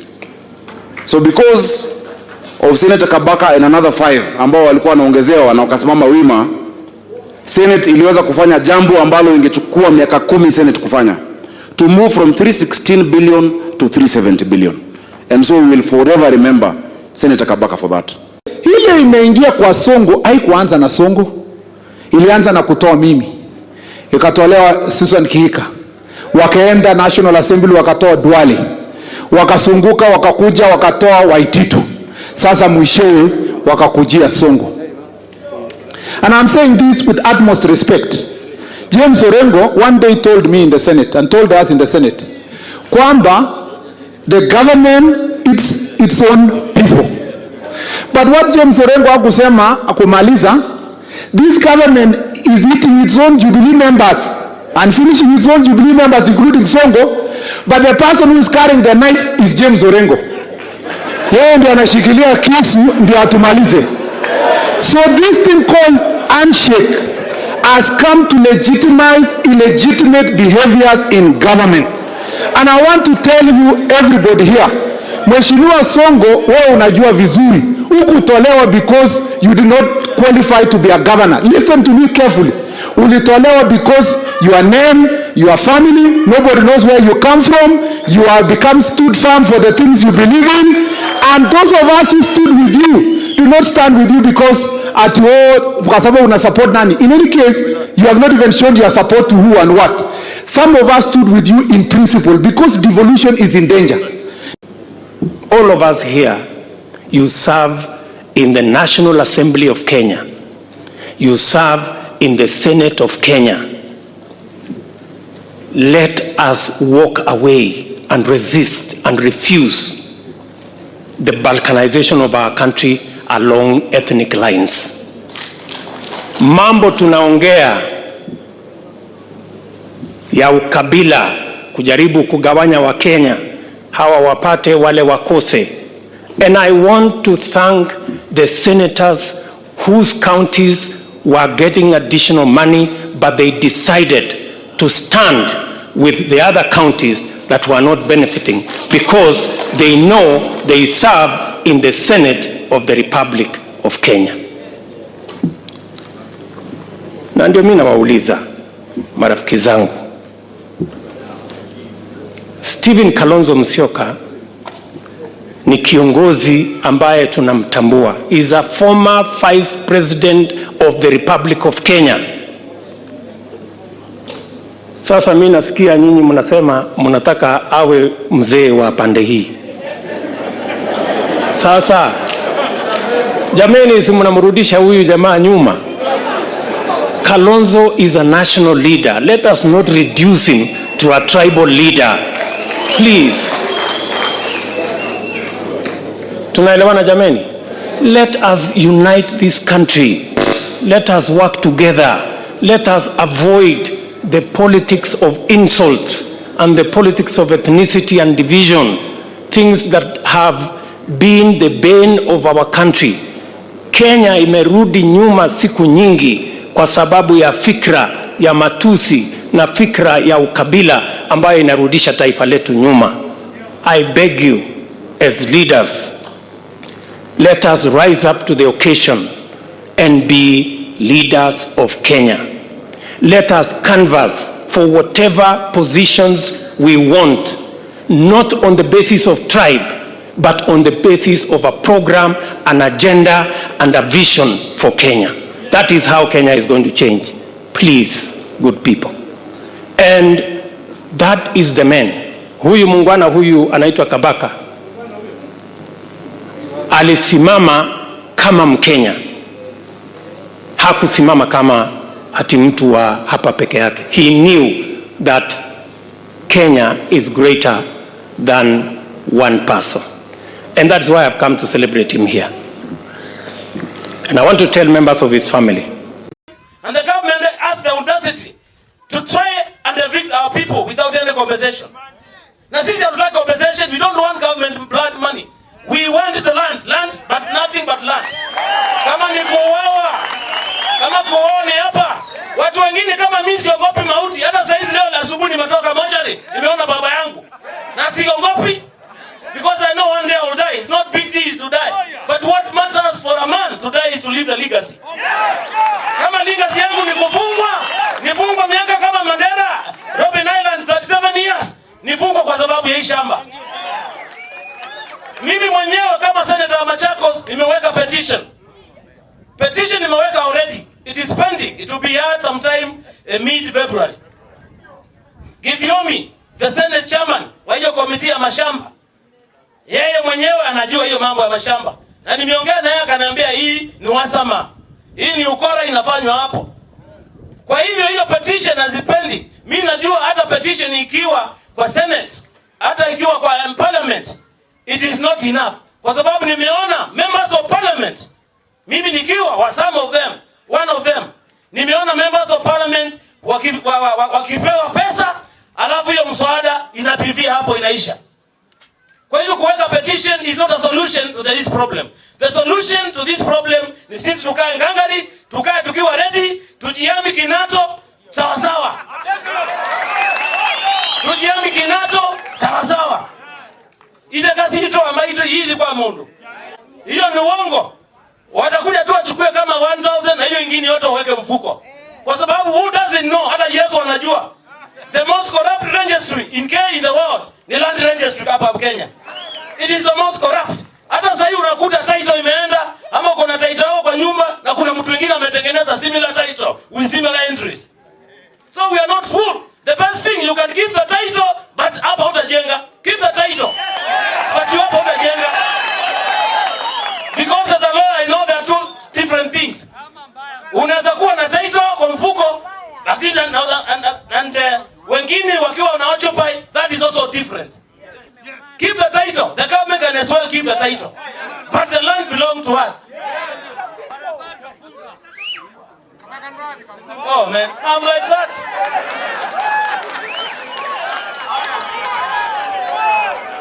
So badala ya polisi kunitafuta, piga simu nikuja tu niandike statement vile nimesema, kamera imechukua, lakini inaongea mambo ya human rights, matters which are in the constitution, matters to do land, nothing but land. Hakuna kitu kingine, si kusema pindua serikali. No, nimesema mambo nini? Shamba yetu, don't dare touch it. Don't dare. Shamba yetu, never dare touch it. Tuko pamoja? Hatutaki compensation, tunataka nini? Shamba yetu. And we are not even moving an inch. Ule anakuja hapa alete the entire KDF. Labda KDF ndio ikuja hapa tutashtuka. Shida mingi Kenya hii sahi. Shida mingi sana. And so many people will be arrested, others watapoteza viti. Kuna wengine watapoteza viti ya governor kama wengine tumeona. Wengine wanapoteza ya MP, hata ya MCAs. Mambo mingi sana. But hiyo iwezi, it cannot deter us from speaking the truth. Mimi mwenyewe, that one cannot deter me from speaking the truth. And I've said always, I've been arrested for 9 times. I'm still waiting for other arrests, but still bado nitaongea kwa niaba ya raia. Ya jana niliongea nikasema Kenya lazima iendeshwe na sober people. The president should not allow this country to be run by drunkards. Rais asiruhusu nchi ati president mwenyewe major advisors inyana advise president ni walevi. Walevi kama Muradhi, walevi kama Atuli, walevi kama Nick Salat, walevi kama Gideon. You cannot allow the country to be do not allow drunkards to drive the agenda of this country. This country will fall. Itaanguka. Achia watu wa Mungu waendeshe hii nchi. Because who else would have advised the president? I'm a minister for interior, aenda atupe tear gas kwa kanisa if it was not a drunkard. Who else would have advised the president so? A madman. So tunataka tu kuomba rais. Miaka michache tu imebaki. Karibia hii mtu yako Hazla huyu anajua Mungu. Akupea advice mzuri ya kukufikisha mwisho hapa. Tukusindikishe nyumbani kwa heshima. Ama mnatakaje? We want the president to retire honorably like many others. Kibaki is a very honorable person. Tunaenda kumuomba hata atupe mate. That is what we want the president of the Republic of Kenya to be. To retire honorably. So walevi wamezunguka mpaka hata anatoa advices ya upusi. Tunataka kumwambia rais hapana. No. Let us not do that. Hii mambo ya BBI watu wanasukuma kama ni kitu ya maana sana. There's nothing serious on it. There's very fundamental issues yenye tunajua ziko very serious. Very serious matters. Watu wanakufa kwa mahospitali. Saa hii serious countries are ordering vaccines. Wanapambana saa hii kuchanja watu wa mama wazee, na Kenya badala ya kupambana na kuchanja watu na kupea chanjo mama na wazee, wanapambana na kuchanja Chebukati na pesa. Ati pesa ya BBI, pesa ya kukagua. Kwani unatoa milioni sijui 900 kukagua signatures yenye mlirokota mortuaries na sijui M-Pesa. Hata M-Pesa ni afadhali. Ile mbaya ni ile walirokota kwa mortuaries. Ati wanaenda kurokota signatures kwa mortuary. Ati wanashika watu kwa curfew. Alafu wanaambia kama unataka kutoka sign hapa. Na kumbe walikuwa na sign BBI. That is not so important to us. Na tumesema malizeni mambo ya BBI. Kama ni kwa mahoteli, sign kwa mahoteli, harakisha. Bas, hiyo ni deep state wamefunga nini?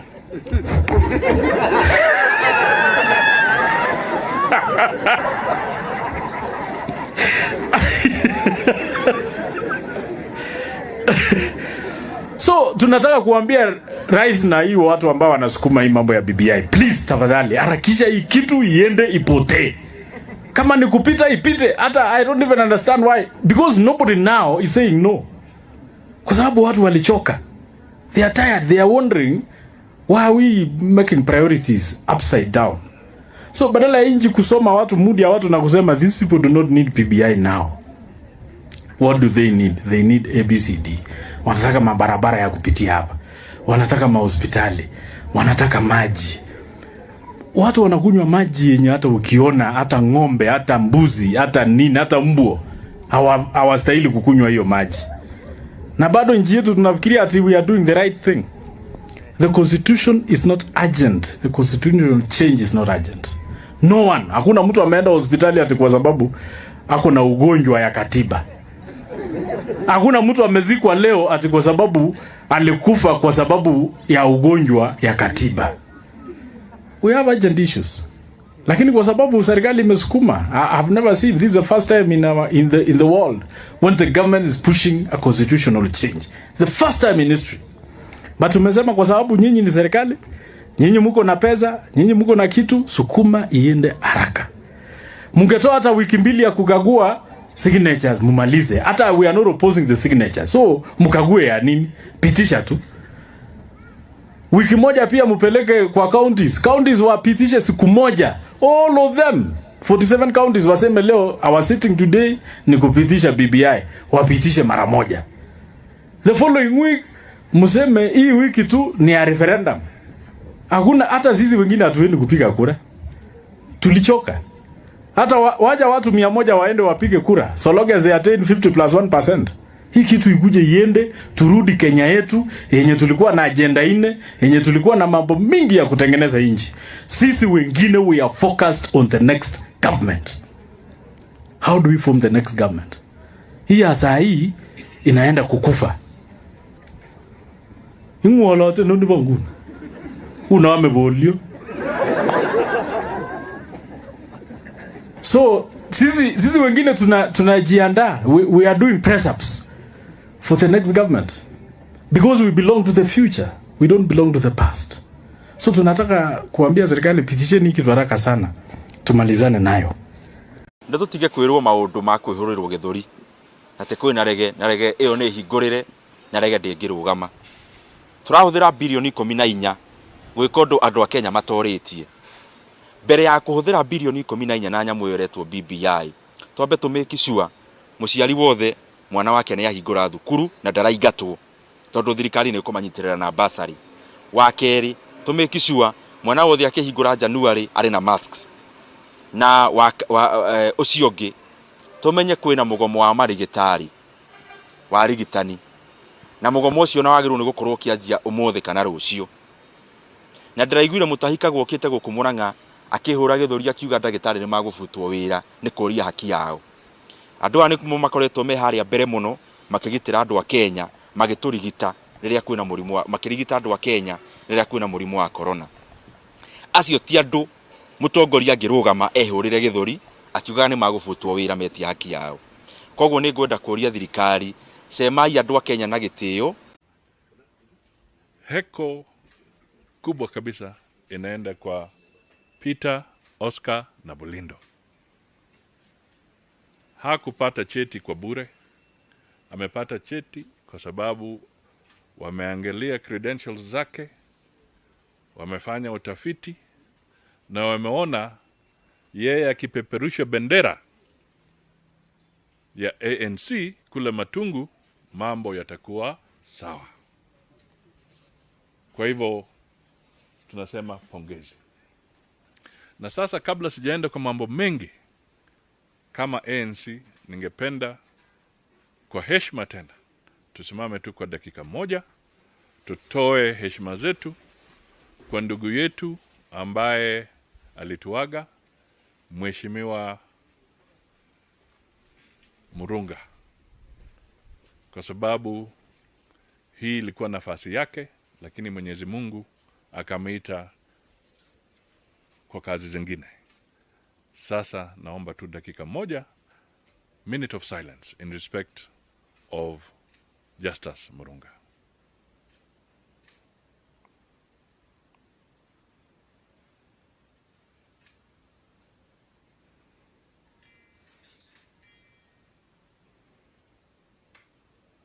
Asanteni. May his soul rest in eternal peace.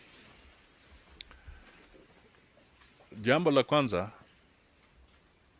nataka niwashukuru viongozi wetu wa kisiasa ambao kwa siku hizi 3-4 wameshughulikia sana mambo ya Matungu. Walienda paka kwa boma ya Oscar na Bulindo. Sisi wote roho ilikuwa ikidunda kwamba kule mashinani ana jina lake linasikika, anasifika. Watu wa Matungu wanaomba kwamba wakipewa nafasi ni yeye wangependa wamchague. Na kwa sababu jina lake lilikuwa linasikika, alikuwa anawindwa kama endangered species. Watu walikuwa wanamtafuta, wanatumia mbinu zote. Temptations zikafika hata mbele yake.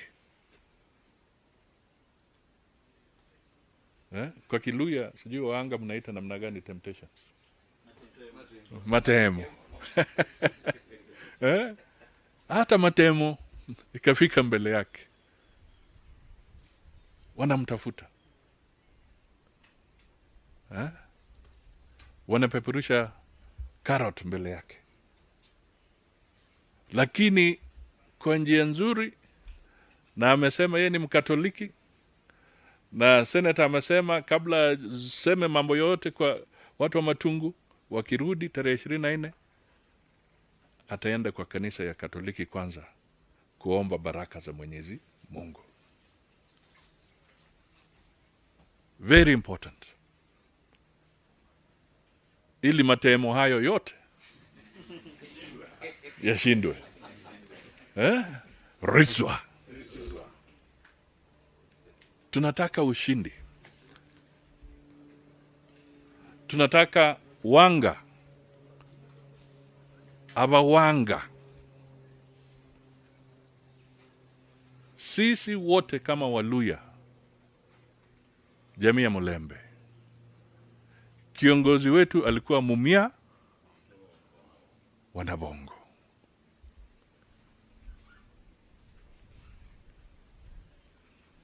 Alikuwa nani? Wanabongo. Akapeleka watu Bungoma wakakuwa Wasudi. Akapeleka wakina Goi huko Vihiga wakawa wale chiefs wa zamani. They were all wakina Shivachi. Hawa wote walikuwa subjects wa Mumia Wanabongo. Huyu ndio alikuwa kiongozi wetu.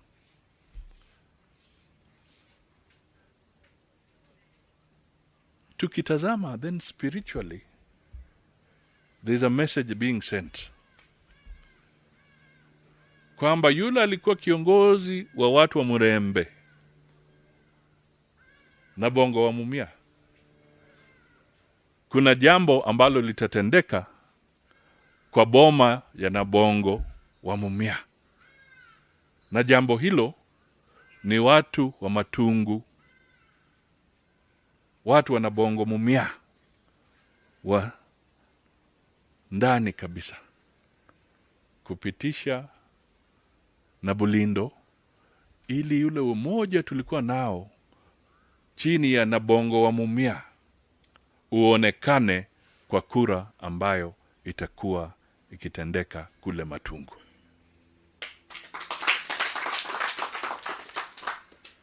It is a very significant message. wanaita evasive Luya unity. This is the time. Vile Nabongo alikuwa akitushika sisi wote. This is the time. Kama kulikuwa na matemo ambayo yamekuwa yakitembea na tumechelewa, the time has come. Kupitia kwa Peter, Oscar na Blindo na watu wa Matungu. You have to salvage our image. Kwa hivyo tunaomba kwa unyenyekevu. Tuende mbele. It's a long journey. Nataka nishukuru kiongozi wa Ford Kenya, Moses Wetangula. Alisimama mwenyewe akatamka tukiwa Matungu kwamba yeye kama Ford Kenya anasema tushikane, hawata field candidate kama Ford Kenya, ili message iende kwamba we don't just talk, we want to be together. Na nyinyi wengine labda hamjui, hapo awali chairman wetu wa UDF katika Matungu, Mzee na Bulindo, ni baba ya huyo.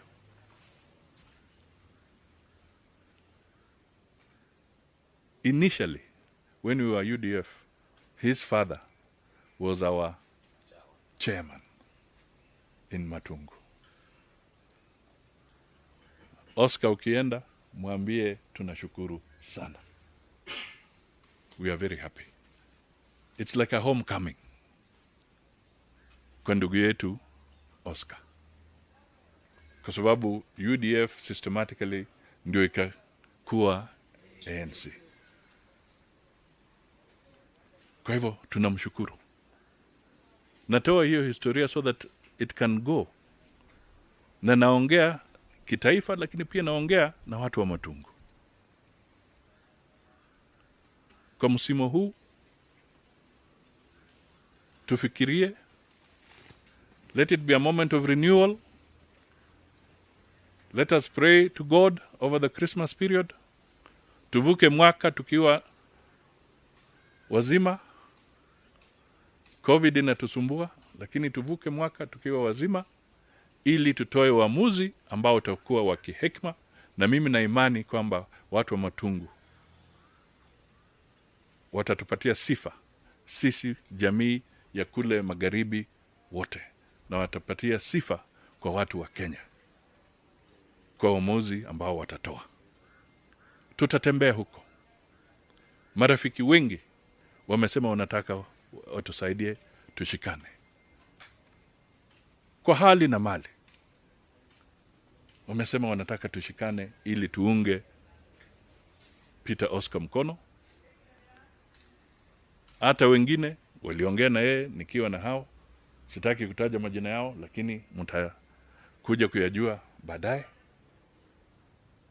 Wote wanasema kwamba you have the best candidate.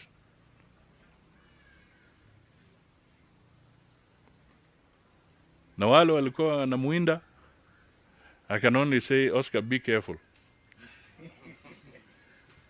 Yeah. It's also a security issue. Huyu jamaa, we should not remove our eyes from him. Kwa sababu kuna maharamia wengine wanaweza sema kwa sababu hatukufaulu, then the only thing we can do is to make sure he does not function. So as we look, we pray, we make sure he is secure, we make sure we give him security. Don't just rely on the normal security of police, but also rely on your own vigilance. Kuhakikisha kwamba huyu jamaa is safe at every time. Asikule chakula ovyo ovyo.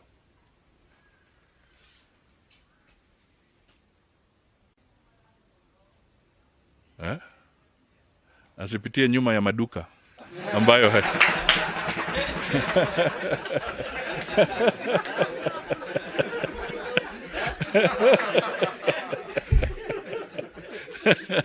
Because this is a serious business. Ama nyinyi mnafikiri ni mchezo bana? He's not going to a church. This is a serious matter. Ubwami kimiando, vile Mwangala alisema. So we must make sure that this man is safe. All of us. Hata ukiwa na yeye na anakunywa maji, akisema anaenda kujisaidia kidogo, wacha aende, lakini akirudi mpatie glass ingine, fresh glass na chupa ingine ya maji. Wachana na hili ilikuwa hapo kwa meza. This is the time we live in, dangerous times. And anybody would want to do anything because the stakes are high. Nilisema hivyo kwa kanisa ya Kweka wakati tulikuwa tuna kwa service ya Mukwe, mjumbe wa Kabuchai. Nilisema the stakes are high, very high. So let us unite, let us be together. The stakes are high. Na hata kule Kabuchai, we have agreed, even us as ANC, we will lend all our support to the nominee of Ford Kenya. And it looks like the by-elections may be at the same time, because I think the notice for Kabuchai has also been published by IABC. So we will be doing campaigns in both areas. And this is the time, the litmus test, vile Savula na senator na wajumbe wote wamesema. It is the litmus test. Don't take anything for granted. Mheshimiwa Goi, thank you for that reminder. Nobody should take anything for granted. Don't assume it has been done. Let us do it. I appeal to the people of Matungu to prepare and turn out in large numbers. Don't assume it has been done. Peter Oscar Nambulindo will only be an MP when the last... Wakati tulikuwa tunasika mjumbe wa Kapchai, James Mukwe, Luswet Mukwe. Tulikuwa kule na wale wa kuongea wakasema, sasa unajua Wakamba wako na Kalonzo huko, Wajaluo wako na Raila huko, Uhuru wako huko Central, nani yuko Ruto wako hapo Rift Valley, lakini hapa Western Wakielele anasema hapo Western tuko na Musalia na Weta.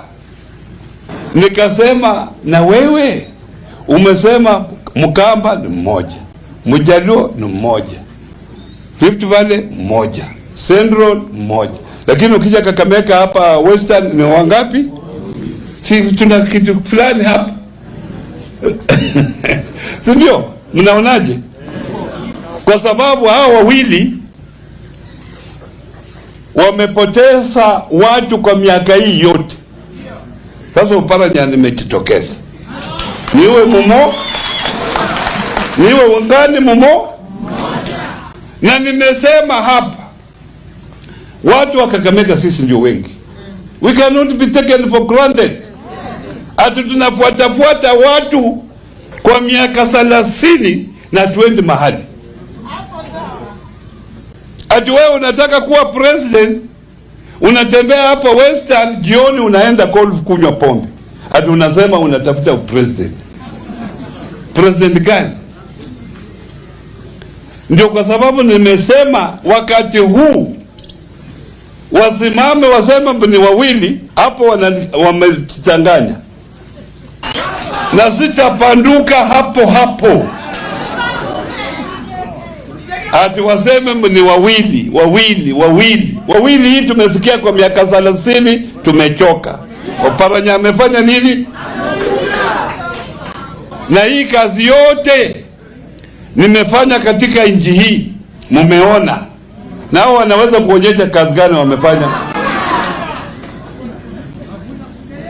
Wajipange. Nataka hata mtu yao akiwa hapa aambia wajifanye nini? Oparanya amefika. Na ningependa kumwambia gavana Oparanya na kumwambia Raila, wewe Raila, mimi sikutarajia kukutana na wewe Raila. Na wewe kama na wewe tuliongea na wewe huko, umeniambia tunaenda kuona Raila, si ningekataa? Ukanipeleka huko kwa Raila, tukaongea ile maneno tunaongea, hata mimi sikuwa naelewa, hata mimi nikaanza kushangaa. Mimi nataka mambo ya constituency na wewe unaniongelesha mambo ingine. Sasa hiyo maneno ya Oparanya, maneno ya Raila, mimi nasema riswa.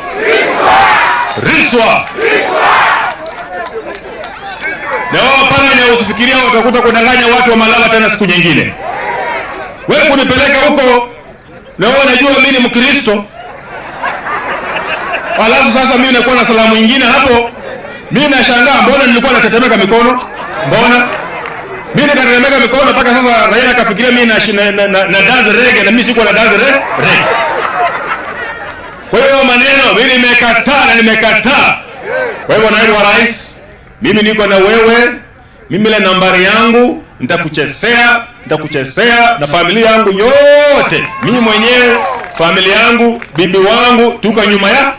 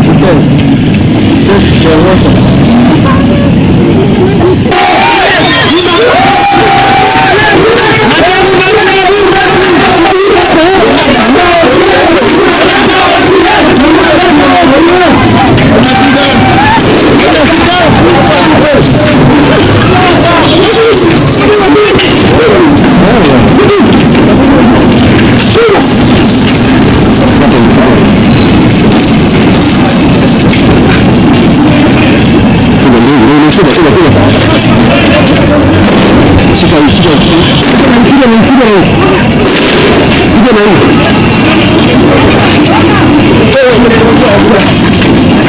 na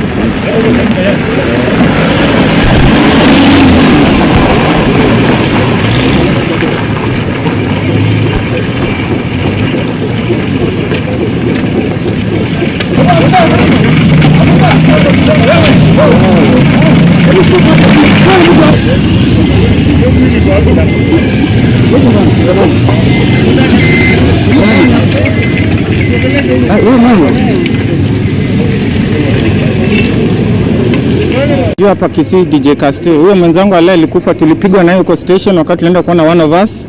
Alikuwa ameshikwa usiku on Saturday around saa 5:30. Kuingia pale, huyo reporting officer akasema tunataka kutoa mahabusu ndani ya station. Hapo ndo wakaita maaskari walikuwa patrol wakatukanyaga kweli kweli. Hata mimi ukiniona vizuri hivi, huyo mwenzangu naye alipigwa hapa kwa abdomen na amekufa sababu ya internal bleeding, alitoboka kwa tumbo. Huyo rafiki yangu alipigwa na arm ya bunduki. Mimi nao alinikanyaga tukakuwa unconscious. Huyu mwenye amekufa ni nani? Ni rafiki yangu sana, anaitwa Bramwell Chakunza. Yeye ni fundi wa simu hapo Uhuru Plaza. Alikuwa ameshikwa saa ngapi? Si hatukuwa tumeshikwa. Tulienda kuona one of us ambaye aliambiwa ameshikwa. Huyu mwenye amekufa. So tumeenda kwa police station, like tulikuwa tuna demand justice, wametutupia tear gas, tumechapwa, hata mimi nimeumia mguu. Like hawataki kutusikiza, wanaongea tu vibaya wakitutupia tear gas tukichapwa. But tuna demand justice. Hakuenda pale kupigana ama kufanya anything mbaya. Alikuwa ameenda kuona rafiki yake alikuwa ameshikwa. Sasa tunashangaa mbona aliumizwa hivyo hadi akakatwa tumbo. It's very bad. Hiyo ndio tuna demand to justice. Yeah. Tunataka nini? Tunataka tu justice. Waangalie mbona aliuliwa hivyo kinyama kama hakuwa amefanya makosa. Tunataka tu government na polisi walimuua wachukuliwe action. Hata kama ni Matiang'i ama ni nani mwenye atawachukulia action, na wachukulie tu action yao tu. Kwa si vizuri. Kama maaskari ndio wanatuua, sasa tunafaa tutorokee nani? Brana amekufa kinyama kama muizi na yeye si muizi. Anyway, tuna demand justice for Bram. Hao wenye walimpiga wa come to book. Hivyo tu. We have service standing orders that prescribe how we should do our work. And I can tell you 99.9% of our officers are solid, decent, nice people committed to doing what they must do. When one of us makes a mistake, that is an incident. It's not the basis upon which we condemn the police wholesale. The incident that happened in Kisii, already I am aware, we have had a conversation with the Inspector General of Police. The Internal Affairs Unit has already moved to Kisii. They are already there. We have demanded a report in the next 3 days. And as always, we will act and go the direction the investigations will show us. We will be objective and balanced and look at the facts in that particular case. And then we will go the direction investigations will point us. But I want to hasten to urge our people, especially our young people. It's fine and dandy to enjoy a drink and have fun and so on. We are in a free country. We are blessed to be in a wonderful country such as we find ourselves in. But also, ganging up in groups to go and attack police officers in a police station is neither wisdom nor fair behavior.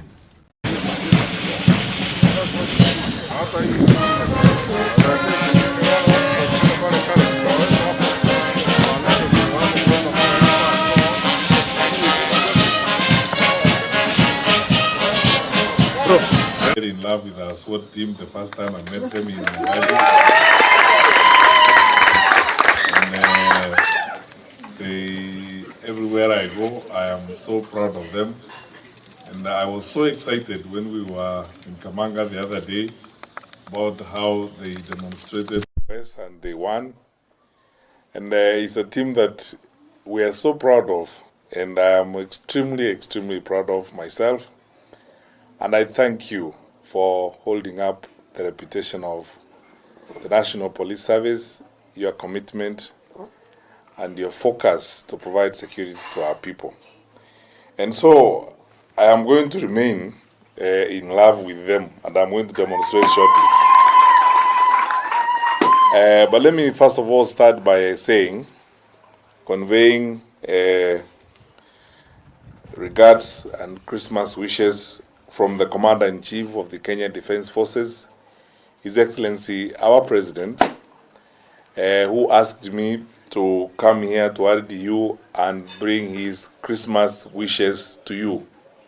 I hope you have received them. Secondly, the President asked me to tell you, and I'm trying to be a very faithful servant and a very faithful messenger, to say thank you to you. Say, as you know, he's very proud of the work you do.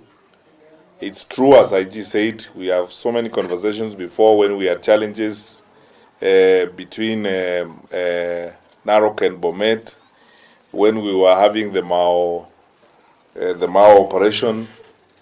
I know that several times RDU has helped us, the work we are doing in the North Rift right now, and more work that we intend to do, because there's some work we intend to do in that place. I was talking to the Regional Commissioner Rift Valley the other day. We will carry out an operation in that place because I think there's some elements that we need to clean up in that place in terms of card rustling and the activities involved and the small arms they are using and stuff like that. So we need to do some work out there, and we will count on the RDU to help us do the work that we need to do. So I have come to join you in saying thank you, and to join the leaders of the country to express our gratitude to you for the wonderful work that you do for us. And that's why I thought it was good. I actually jumped on the opportunity when the Inspector General told me we could come over, spend time here, and have some Christmas lunch with you. I am very happy to be here, and I thank the Lord for this opportunity. Now, while on that, I want to say about three things. One, to the country, the Inspector General spoke yesterday, and the other heads of the agencies. We are all on duty. None of us is going on leave. We are on duty in the security sector. You know, when the President issued the circular, even on the cabinet recess, members of the National Security Council are not on leave. So we are not on leave. We are all on duty through the Christmas period until the new year, because our responsibility is to make sure our country is safe, our people are secure, and whatever work needs to be done will continue to be done. Personally, I'm going to visit so many of our police units. I'm going to visit several special units. On Christmas Day, IG and I are going to have a Christmas meal with one of our police teams. We are all on duty, and then we are focused on doing the job that the Lord has given us to do through His Excellency, our President. Namely, take care of our country, ensure that our country remains safe, that our people are secure, and they can go about what they are doing. So I ask my fellow citizens to move around safely and know that the country is safe and secure. However, I want to ask my brothers and sisters across the country to heed the warning and the advice we have been given by our colleagues in the Ministry of Health. We should avoid too much congregation. We should avoid crowds and partying and all this, because that is going to be a basis upon which the infection will spread. We have challenges of COVID still in the country and in the world. You have noticed what is going on in some parts of the world. Some areas of Europe have even been closed down. They have gone back again to where we were in March and April this year. It doesn't seem that we have a permanent and sustainable solution to this pandemic. We are still fighting. And the best way to fight is through restraint, to ensure that we observe what we are told, keep social distance, avoid congregating, avoid so many of these parties. This is a year and a season like no other before. We have not been here before as a people. None of us has been here before. We are dealing with a new reality. So when we are asking you, fellow citizens, to observe this, we are not doing so because we derive fun from it. We are telling you because we have a duty of care. We want to ask you, please, if you can, restrain yourself. The curfew is still in place, and we have to observe the curfew hours. And as you go along this season, please be very careful. Those who will drive around, be very careful on the roads. Do not drink and drive. We will not tire to say this. Behave responsibly on the road. Let us save the lives of our people. There's nothing more painful than losing our people. I mean, it's God's wish that we are all here. That's why He has created us and put all of us here, so that we live, support each other, work with each other to build this country, so that we have something to hand over to our children and our children's children as we go along. And we lose out that important dream when we engage in recklessness and carelessness, in partying, in congregating, and doing all these things we have been advised not to do. So I'm asking fellow citizens, please, let us do the best we can to observe the containment measures that have been put in place by the Ministry of Health. On our part, as the security sector, you know we work hand in glove with our colleagues in the Ministry of Health to ensure that we enforce these containment measures.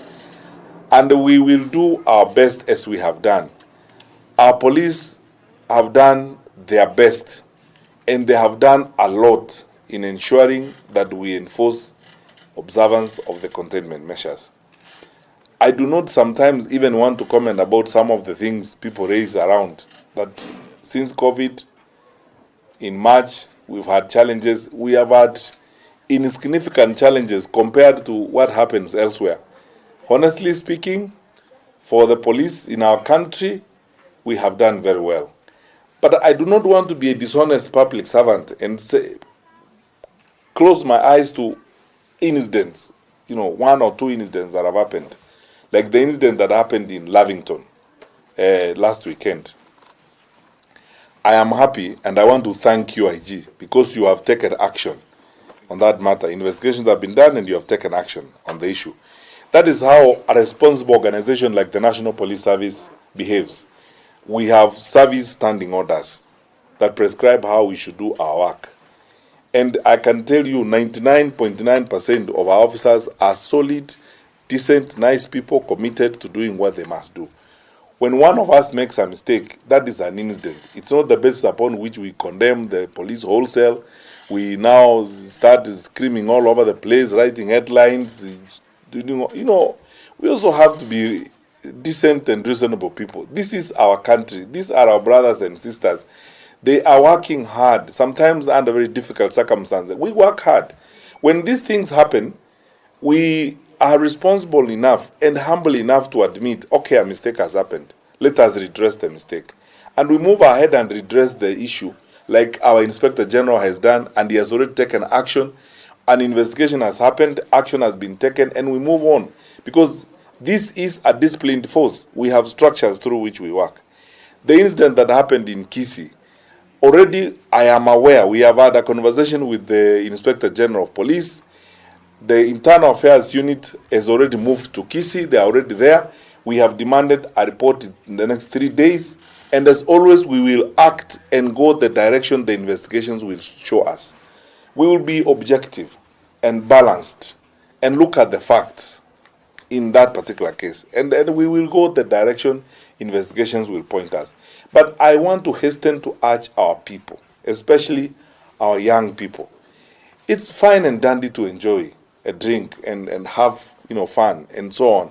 We are in a free country. We are blessed to be in a wonderful country such as we find ourselves in. But also, ganging up in groups to go and attack police officers in a police station is neither wisdom nor fair behavior. If there is a mistake, there are officers. We have a very well-structured security system. We have our Ngao colleagues.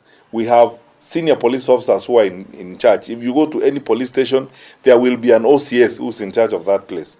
If you go to a police division, you will have an OCBD, all the way up to the county police commander.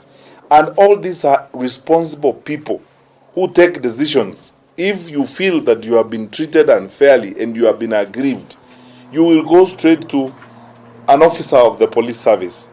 Make a report to the officer of the police service, and the officer will take action. You know, one day I am going to demonstrate this to the public. One day I'm going to tell Kenyans, and the Inspector General is my witness here.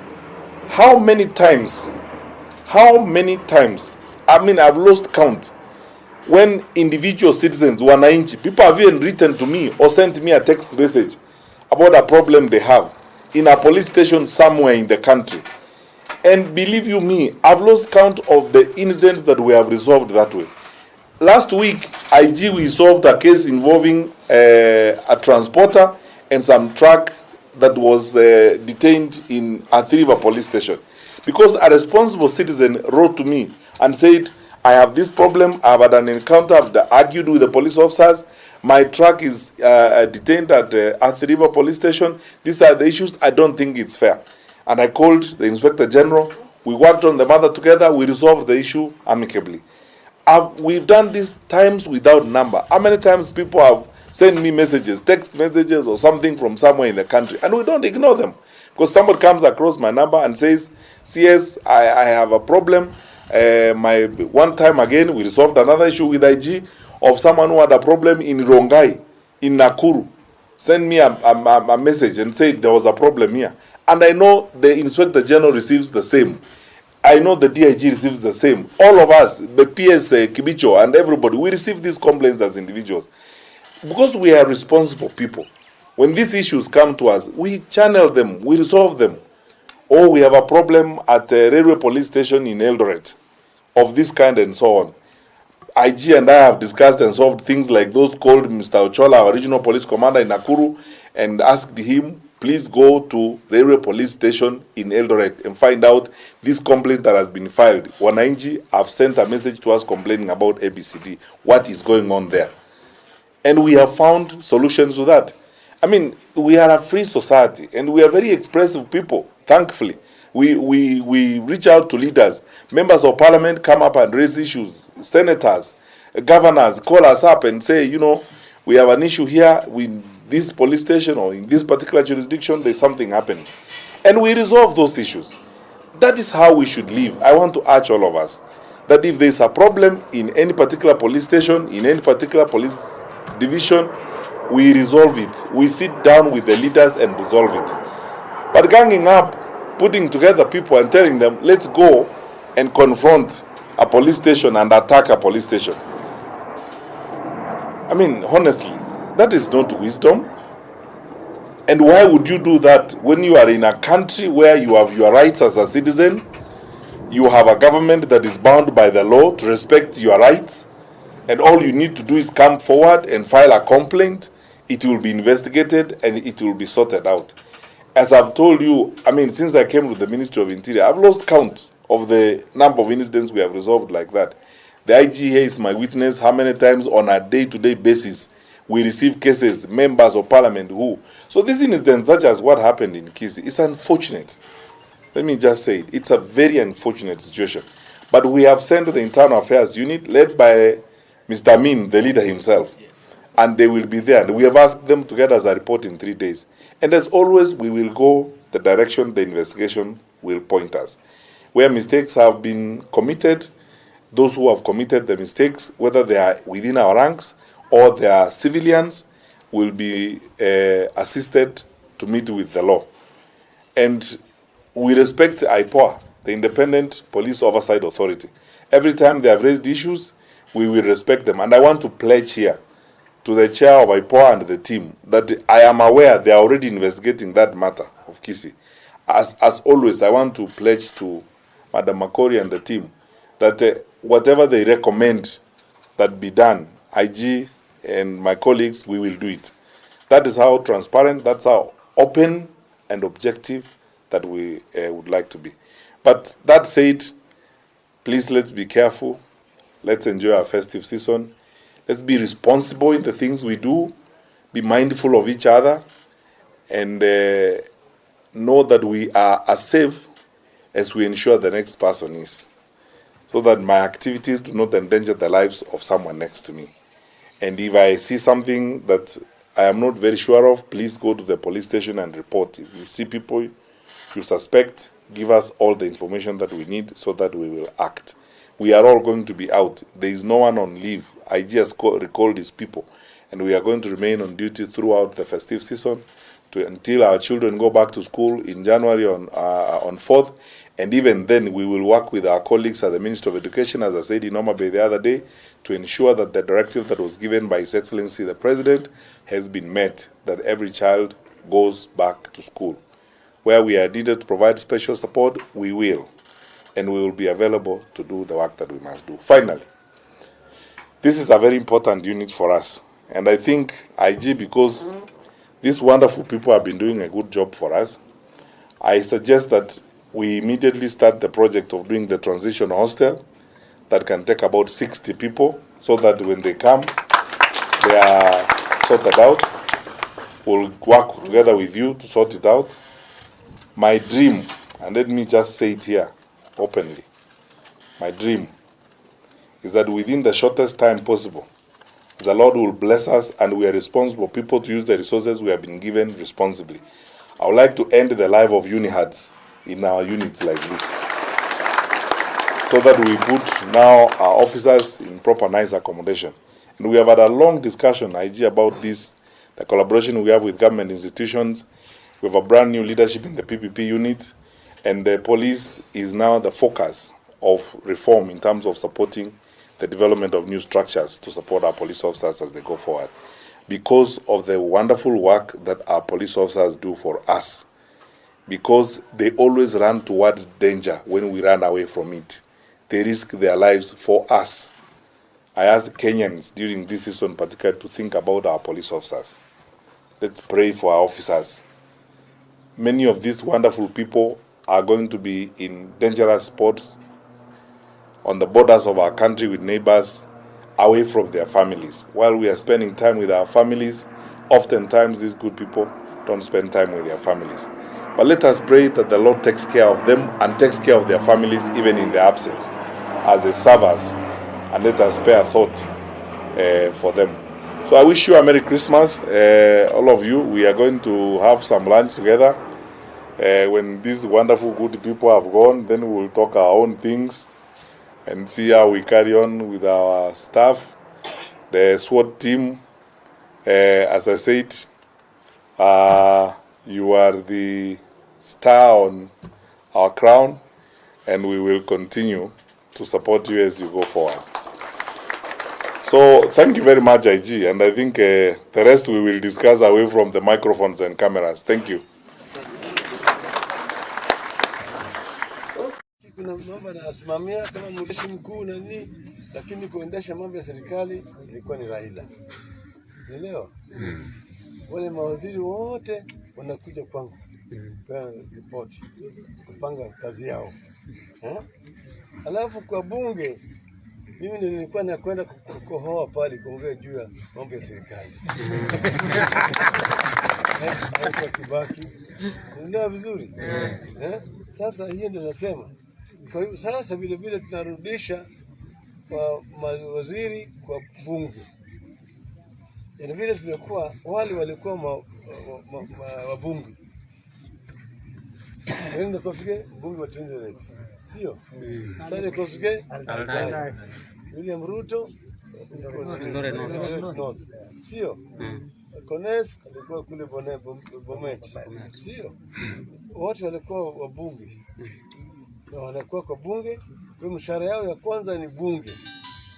Unapata mshahara ya bunge.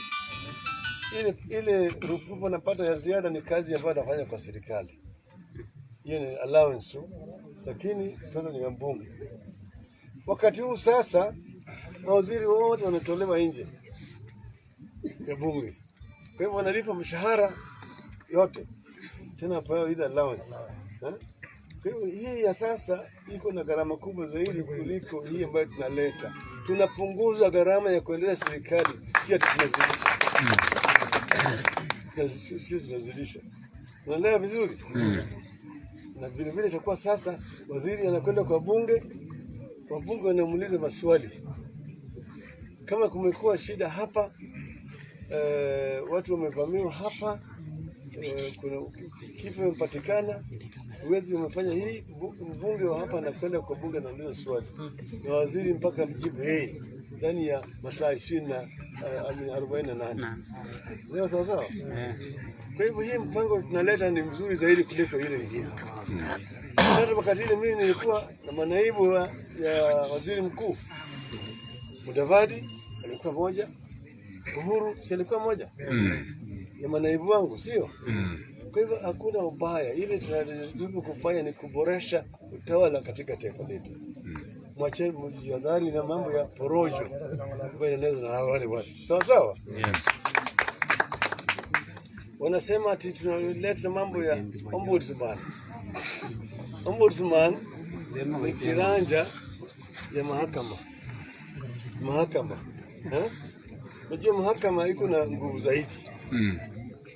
Lakini sasa hakuna mtu ambaye anaangalia kama wanafanya kazi yao sawa. Unaelewa vizuri? Wewe mtu anakuja kunyang'anya wewe shamba yako, wewe unaenda mahakama kumshtaki. Na yeye ambaye anakunyang'anya wewe ako na mfungo mzito, anaongea kando na magistrate. Magistrate anahalalisha hiyo nyang'anyi, anasema wewe una kesi, shamba yako inapotea. Unaenda kwa appeal kule kwa high court, unapotea. Unaenda kwa court of appeal, unapotea. Maana jamaa hako na pesa, na shamba ni yako lakini inaenda.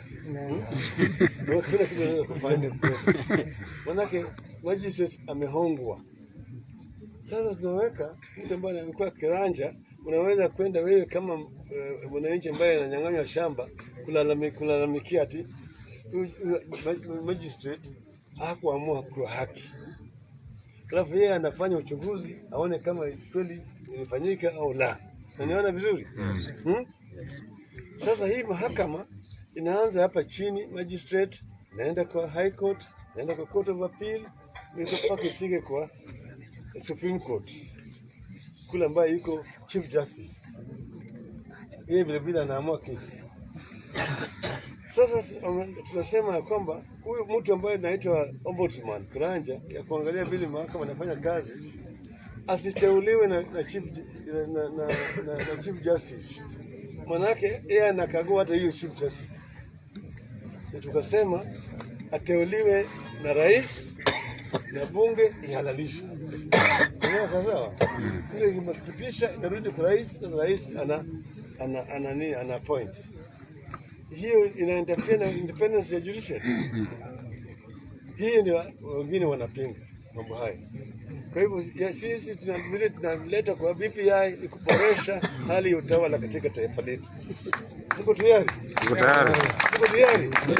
Tuko tayari. Hebu nasema BBI tunataka kuendelea mbele. BBI tibim. BBI ria. BBI telala. Rami Day.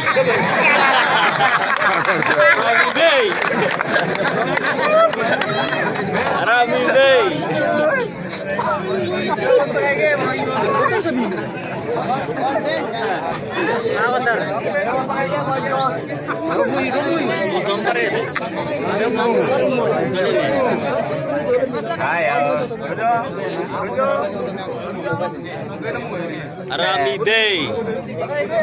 Raila TV.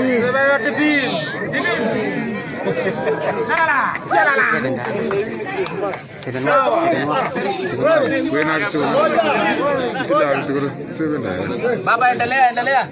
Hii ni Christmas. Sawa. Asante. TV. Rami Day.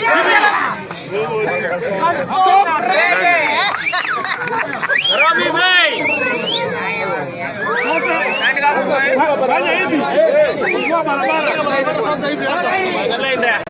Tuna jukumu ya kutetea vijana wetu popote wale walipo, tukiendelea kutetea Wakenya wengine. There is a very dangerous trend that we are seeing of bastardizing and bullying the chairman of IEBC, Wafula Chebukati. Wafula Chebukati ni kijana alizaliwa hapa Bungoma. ni kijana wetu. Wafula Chebukati aliteuliwa kikatiba. Wafula Chebukati ndiye alisimamia kura iliyomuweka Rais Uhuru Kenyatta kwa uongozi safari ya pili 2017. Tukaenda kotini, wakabadilisha, akasimamia tena ule uchaguzi uliofuata. President akaingia na tunamsupport. Where is the legitimacy of Chebukati? Those who are bastardizing and bullying and calling Chebukati names, we call you to order. It has to stop. Chebukati has a constitutional office that has a mandate and a time. Under the constitution, he serves only one term, and his term ends in 2023. Kama kijana wetu, na tumeona kila jamii, kila mahali wanatetea vijana wao. Sisi kama jamii hatuna budi but to stand with Chebukati and warn those who are engaging in a hate and smear campaign that if you are a competitor in the electoral process of Kenya, you cannot and you will not decide who your referee will be. Teams don't choose referees.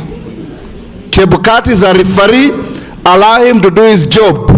Give him the budget he requires to verify the signatures that we collected and handed to him. Give him an opportunity to frame the referendum question or questions. Give him an opportunity to send those bills for the referendum to the counties. Let him wait for the counties to pass the bill, then allow him to take the country to referendum, and allow him and resource him to conduct the by-elections that are coming in Kabuchai, in Matungu, in Machakos County, and possibly in Nairobi, and crown it with him superintending and supervising and conducting the 2022 general elections. Notice number 206 of 2020. Another bill by the Leader of Majority is the Anti-Doping Amendment Bill, National Assembly's Bill number 51 of 2020. Also lined up for debate in this afternoon session, the Committee of the Whole House will be considering or will be continuing with the debate on tax laws, Bill number 48 of 2020 by the Chairperson, Departmental Committee on Matters Finance and National Planning. Also for discussion is the Anti-Doping Amendment Bill, Bill number 51 of 2020.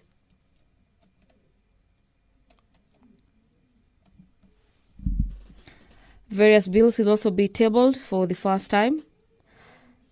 Among them, the Constitution of Kenya Amendment Bill, whose principal object of the bill seeks to amend the Constitution of Kenya.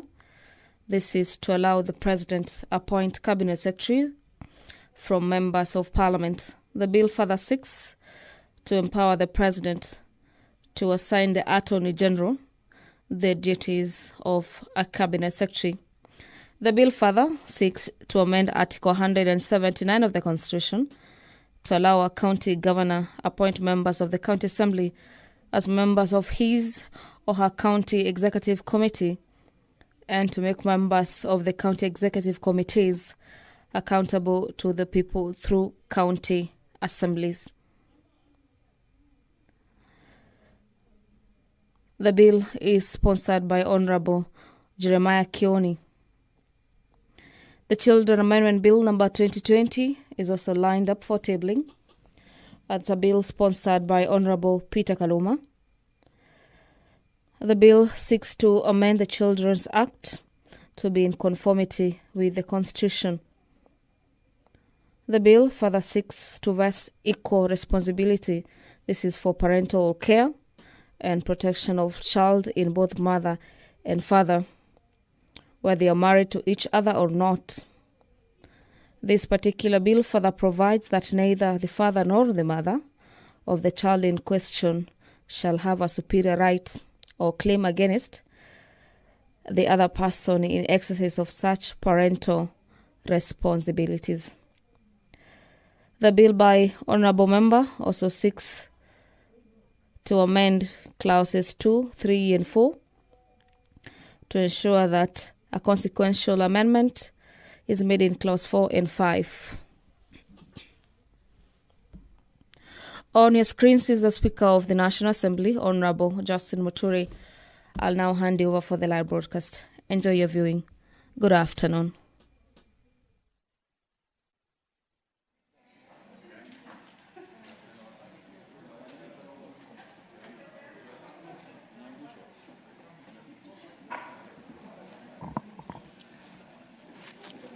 Let us pray. Almighty God, who in wisdom and goodness have appointed the office of leaders and parliaments for the welfare of society and the just government of the people, we beseech you to behold with your abundant favor us, your servants, whom you've been pleased to call to the performance of important trusts in this republic. Let your blessings descend upon us here assembled, and grant that we treat and consider all matters that shall come under deliberation in so just and faithful a manner as to promote your honor and glory, and to advance the peace, prosperity, and welfare of our country, and of those whose interests were committed to our church. Amen.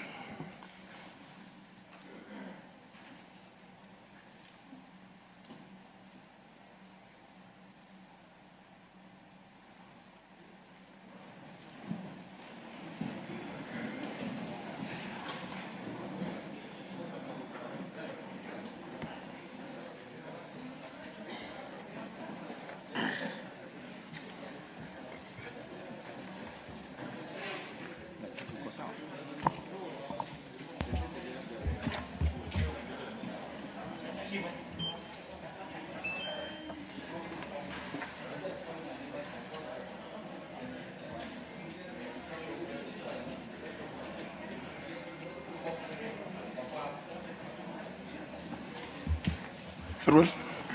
Can proceed. Order number 1, administration of oath. Yeah.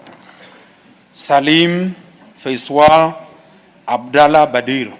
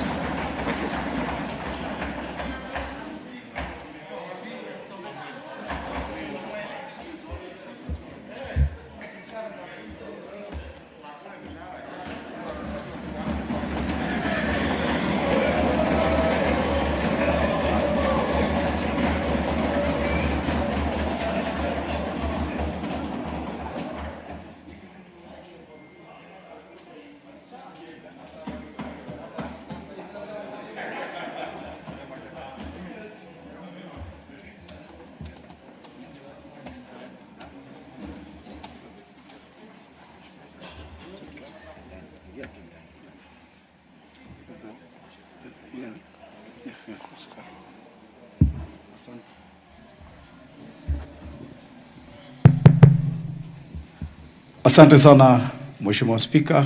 Mheshimiwa Spika, na kukabidhi mjumbe mteule wa eneo bunge la Msambweni kwako, na pia nachukua fursa hii Mheshimiwa Spika kuwashukuru Hustlers Nation wote na wale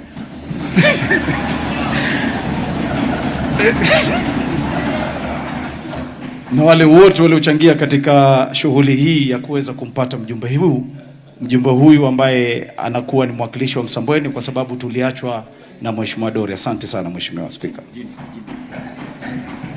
Jina lake ni Faisal Abdallah Badir Salim. Asante Mheshimiwa Spika. Are you Muslim? Yes, Muslim. Do you want to swear in English or Swahili? Swahili. Swahili.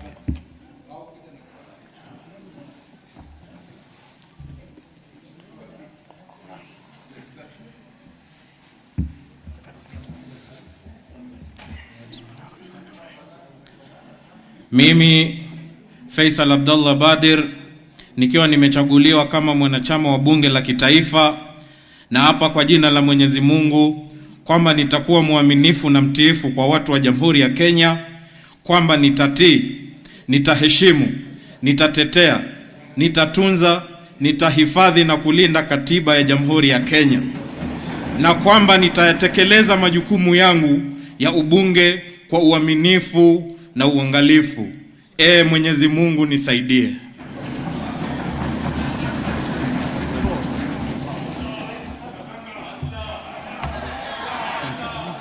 Congratulations. Thank you very much. Congratulations. Thank you, sir.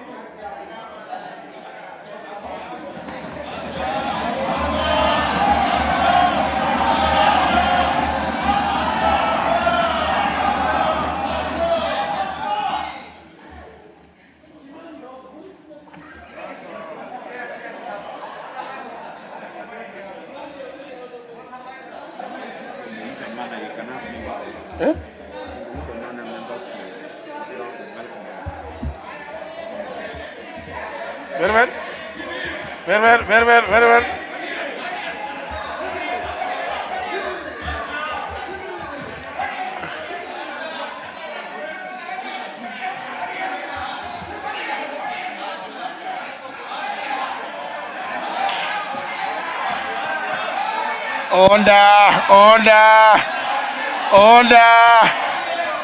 Order, members.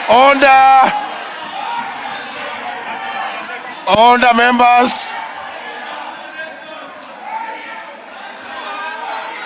Order, members. Order. Take your seats. Take your seats. Take your seats. Take your seats, order, members. Take your seats.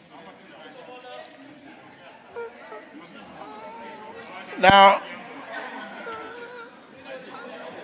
honor members, I think the brief cacophony that you have engaged in is sufficient as a welcome for the new member from Msambweni.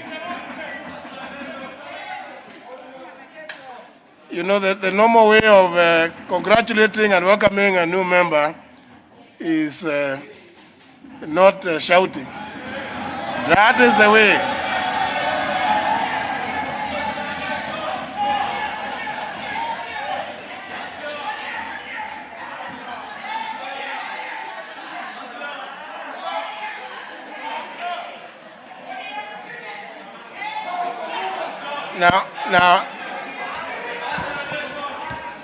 Now we go back to business. Order number 2, communication from the chair. Order number 3, messages. Order number 4, petitions.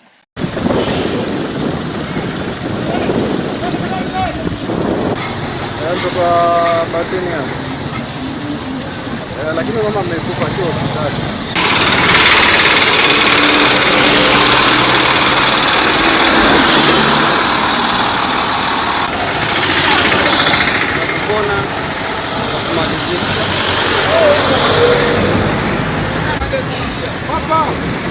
Papa.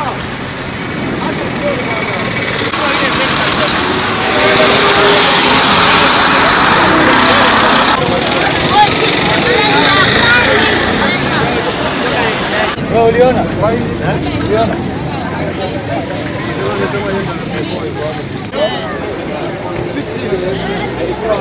Ngoja.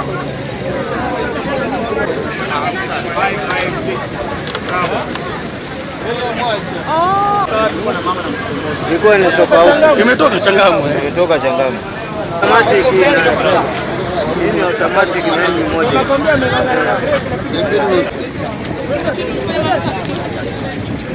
Mtoto ali wewe magara kwa wapi sasa? Hebu mpigie.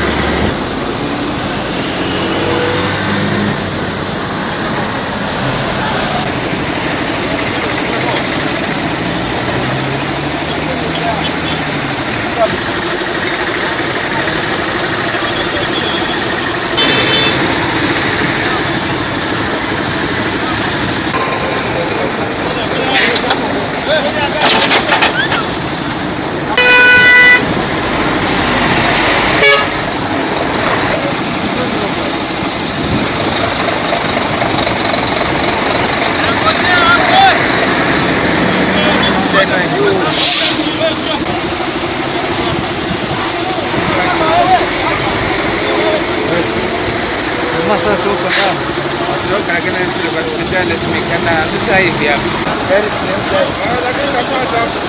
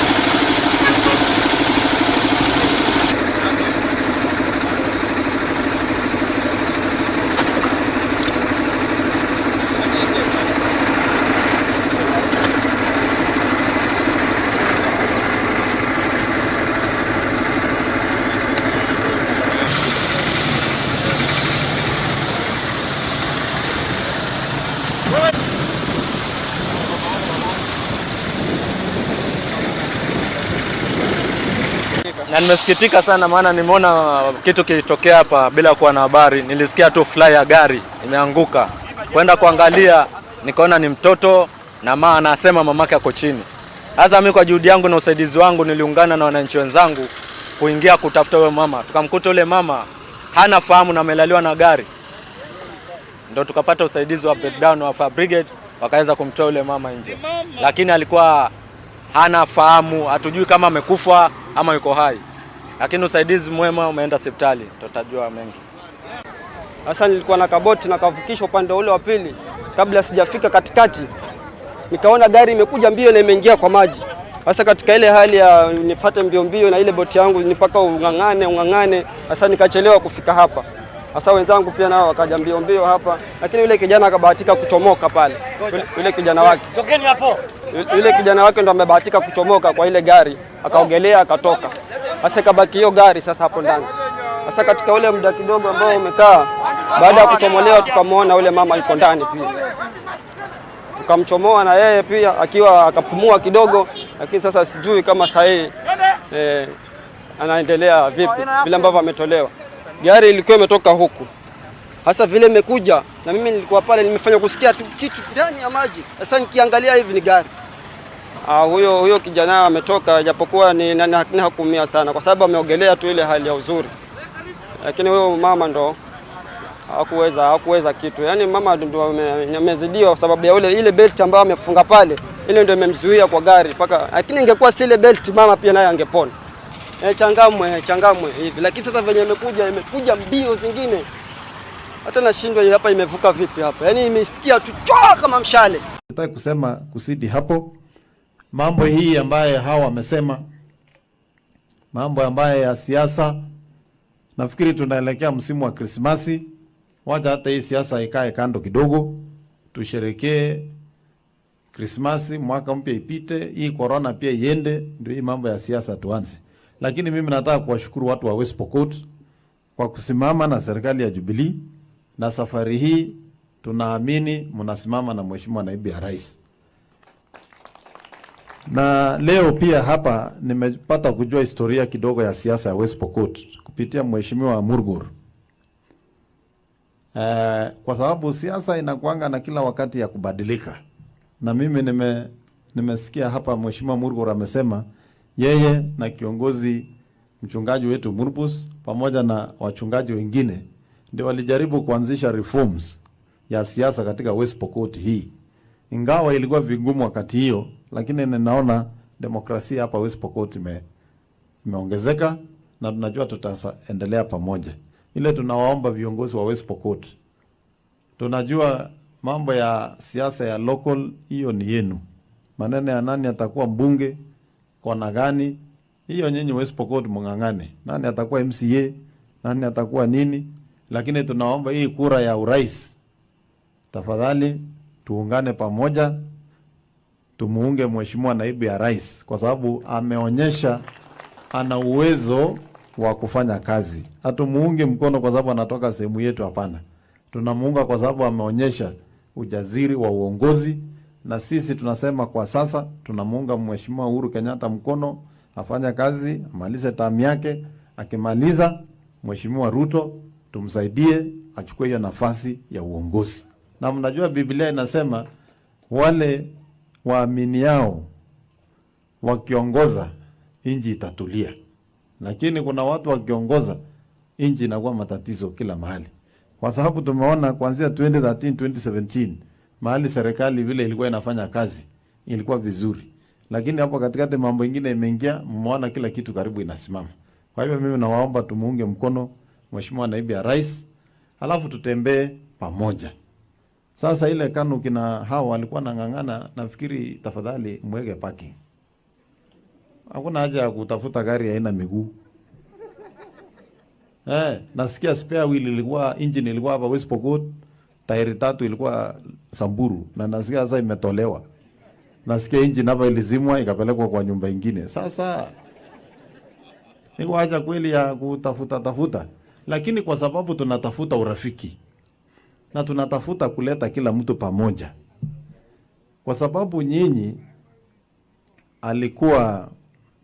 mlikuwa marafiki na watu wengine wa KANU, tunawaomba mrudishe watu ya KANU tuende pamoja. Hatutaki mtu mwingine akae kando apite barabara nyingine haiwezi tufikisha mahali. Tuwakusanye pamoja, tuwalete, tufanyeni kazi pamoja. Ama namna gani watu ya West Pokot? Si namna hiyo? Mheshimiwa Rais mstaafu aliyetuacha Mheshimiwa Moi alitusaidia pakubwa. Tunajua kuna maendeleo alileta licha ya changamoto ambazo zilikuwa za kiserikali, lakini tungependa kwenda pamoja. Hata Mheshimiwa Gideon Moi, kwa sababu naona saa zingine anakuja hapa West Pokot sana, mwambie tafadhali, vile tunaona hii mbio imeanza, tunaona Mheshimiwa William Ruto tayari ako laini ya kushika gold medal. Kuliko akuja haribu hapa, akuje tu aweke laini. Kwa sababu hatutaki kupoteza wakati. Ama mnasema namna gani watu ya West Pokot? Kwa sababu hata kama Mheshimiwa Ruto tuseme leo amesema hawezi simama, hata mimi nikisimama na Gideon hawezi nishinda hata hapa West Pokot. Na nyinyi mnajua. Sasa kama hawezi shinda Mandako, atashinda kweli? Na nyinyi mmejionea Mheshimiwa Naibu ya Rais amesungushwa, hakuna kitu watu hawajasema. Mtu mmoja, watu karibu 10 wanang'ang'ana kusukuma yeye kona hii, kuweka mtego hii, kufanya hii. Lakini ukikuwa na imani na ukuwe mcha Mungu, Mungu atakulinda tu. Utapitia kwa mitego lakini sinateguliwa tu na unazidi kwenda mbele. Sisi kama watu ya bonde hii na Kenya tungetaka twende pamoja. Hata maneno ya BBI Sisi tumesema hatukatai, lakini tusungumze, ndio baadaye kama inapitishwa, hakuna kaunti yeyote itakuwa imedhulumiwa kiraslimali. Kila sehemu ya Kenya ikuwe inafaidika. Maneno ya uwakilishi, kuna wale wanasema tuko na idadi ya watu wengi. Tungependa kuwa na wawakilishi kulingana na idadi ya watu. Sisi hatukatai, wacha kuwa na wawakilishi wa kutosha. Lakini pia wale wako na idadi chache pia wapate uwakilishi kulingana na ukubwa wa ardhi. Na pia wapate rasilimali ya kufikia hata kama ni watu wachache, kwa sababu hata hao wachache ni Wakenya. Tunataka katiba ambaye itakulinda kama wewe uko kwa serikali na wakati utakuwa umeondoka kwa serikali. Hiyo ndio haki tunatafuta kupitia kwa hii maneno ya BBI. Na wakiendelea kufanya mazungumzo ili tupate nafasi mzuri kama Wakenya ya kukubaliana na kupeleka hii nchi kwa pamoja, vile BBI wanasema ni kuunganisha, basi tuunganishe Wakenya wote. Hiyo ndio azimio letu, na sisi tumesema tunataka haki ya kila sehemu ya Kenya. Kwa hivyo kama West Pokot, sisi nawaambia tuko na nyinyi na tunawaomba tutembee barabara moja, alafu tuweze kusonga mbele. Asante sana Mheshimiwa Murgor, ile kazi pia wewe umefanya na moderator wetu hapa, hasa maneno ya maji. Mimi nilikujua kwa maneno ya drill boreholes. Na mimi najua ulisaidia West Pokot, watu wengi wakapata maji. Mimi ni mtu nitarudi kwetu hapa. Lakini watu ya West Pokot, inchi bila wazee inakuanga shida. You can imagine uko Wasingishu, mimi ndio mzee. Lakini nimeona mzee mmoja hapa nikasema kama hii watu ya West Pokot wanaweza patia yeye 5 peke yake ya seneta hapo mbele, ndio watu waje kunitafuta. Unajua unakuja kusema tunatafuta mzee anaitwa Mandago. Wewe nikisimama namna hii, wewe unaona kuna mzee hapa kweli? Unaweza sema nataka kuona mzee Mandago, nianze kuangalia nyumba nafikiri ni baba yangu natafuta, kumbe ni mimi.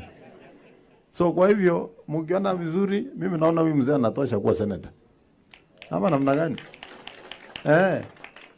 Huyu anatosha kwa sababu uwakilishi kwanza ni utetee watu yako.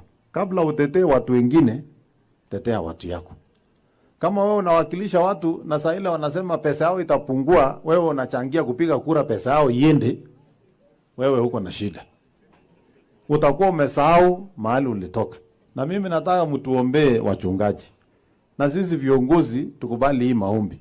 Tuombewe ili kila siku tusisahau mahali tulitoka.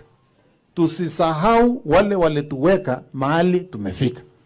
Kama hatutawasahau wale, basi mahitaji yao na hoja zao tutawakilisha. Lakini kama tutawasahau, tutaanza kuwakilisha hoja yetu. Na mimi nimewambia mara mingi, hii siasa usisumbuke nayo. Wewe kama mwananchi, sisi tutawafanyia ile kazi, inawezekana. Lakini mara mingi tutaanza kufikiria maslahi yetu. Hata mimi ukiniona hapa usifikiri nimefurahi sana. Hii BBI ningeomba waweke hapo gavana anapewa 5 fresh. Kusema tu ukweli. Kwa sababu sasa mimi naenda nyumbani na Raila bado anataka kuwa president. Wewe mimi nitakuwa msumbufu sana. Nitaenda kufanya nini? Sasa unaona hii ni maslahi yangu na angalia. So hata kwa BBI nusu ni maslahi yangu na angalia. Sasa wewe mwananchi hapa usihangaike. Wewe tulia, fanya kazi yako, fanya uamuzi ambaye itakuletea faida. Ile ingine waachia sisi tufanye na hawa na siasa. Tuwa na watu experience kama huyo askofu nusu wa dini mwenda pole sijui mafuta roho basi. Na hawa kina Lechakapong, kina Rotino hawa, Mheshimiwa Women Rep, governor wenu, hiyo ingine ya siasa sisi tutafanya. Lakini tufanyeni maendeleo na tuweke amani. Tunawaomba kama wananchi wa Kenya hii, tafadhali tudumisha amani. Kuna watu nia yao ni kuacha hii Kenya kama iko na matatizo. Uliona kule kwangu mtu anasema ati ndo nataka kurudi maneno ya 2008. Hiyo ni kupeleka Kenya mbele ama ni kurudisha nyuma? Kwa hivyo tukue waangalifu wakati tunaelekea msimu wa siasa, tusikuwe na watu wataharibu amani Kenya hii. Sisi tunataka tukae na amani ndio tuweze kupata maendeleo, ndio tuweze kuishi vizuri. Na matatizo ambayo tuko nayo tuweze kutatua. Kwa hivyo mimi sitaki kusema kuzidi hapo. Poleni sana familia, pole sana kanisa letu la Reformed kwa kupoteza kiongozi huyu ambaye amechangia pakubwa. na tulikuwa na waheshimiwa kina Lejakapong, kina Moroto kule Kapedo kwa maneno ya amani, na tukasema nilicommit sasa kanisa musikie huko upande ya Tiati iko ward haina hata kanisa moja, so tulisema tutapeleka umishonari tufungue kanisa la Reformed ya kwanza huko Tiati, na nafikiri wa missionary watatoka hapa West Pokot ndio waende wahubiri huko, tukue na amani. Na sisi kama wafugaji, mimi nashukuru hao wabunge wameweka TTI kwa kila constituency. Tafadhali hii mambo ya corona ikiisha, wale vijana wote wako nyumbani, wale wamemaliza form 4 wote wasikae nyumbani, waende kwa TTI. Ile rasilimali iko hii North Rift ni mingi, na kama tutapeleka watoto shule, kuna watu wengine watakuja kutumia hiyo rasilimali. Wale wajafika form 4, kuna vocational training colleges za county, waende huko wapate taaluma ili waweze kuchangia kwenda mbele. Tafadhali TTI tuweze kutumia, na mimi napongeza hao wabunge kwa sababu waliweka priority, na katika constituencies zetu North Rift hii karibu zote tuko na TTI. Kwa hivyo tunataka tuende pamoja ili tuweze kuleta maendeleo. Mimi sitaki kusema kusidi hapo. Nimetumwa na Mheshimiwa Naibu ya Rais na nimeleta ujumbe ya pole. Yeye hakupata nafasi, alikuwa na kazi zingine kule Ukambani, na akanituma nilete risala zake za rambirambi. Na alipata nikiwa ninakuja, kwa sababu mimi nilikuwa nimechua mchungaji Murbus kama mchungaji wetu, na mimi mwenyewe ni member ya Reformed. So wakati alinipigia simu nikamwambia umenipata, hata nilikuwa naenda huko. Kwa hivyo mtaniruhusu nisome ujumbe hii ya Mheshimiwa Naibu ya Rais ya risala ya rambirambi. Condolence and message from for the family of the late Reverend Dr. Joseph Moiben Murbus. We are heartbroken by the death of a charismatic and gracious faith leader who had steadfast religious credence that instilled to many of us. Reverend Dr. Joseph Murbus was a gentle and warm spiritual leader. He was a devoted philanthropist, progressive and diligent man who studiously offered divine guidance to the church and rendered extraordinary support to the community. His sermons were ever powerful, nourishing and educating. Reverend Murbus was a man of insightful leadership, theological brilliance, and deep faith, whose influence stretched beyond the pulpit to communities that counted on him for wisdom and counsel. A tireless promoter of togetherness, team spirit, and cohesion in the society, Reverend Murbus was a big-hearted and played a front role in transforming the lives of the vulnerable in the society. We will fondly remember him as one of our country's prayer warriors with endless love for everyone. Our thoughts and prayers are with Murbus family, their loved ones, and the church during this sorrowful moment. Rest in peace, Reverend Murbus, His Excellency William Samoei Ruto, EGH, EBS, Deputy President of the Republic of Kenya and future President of the Republic of Kenya. Asanteni sana.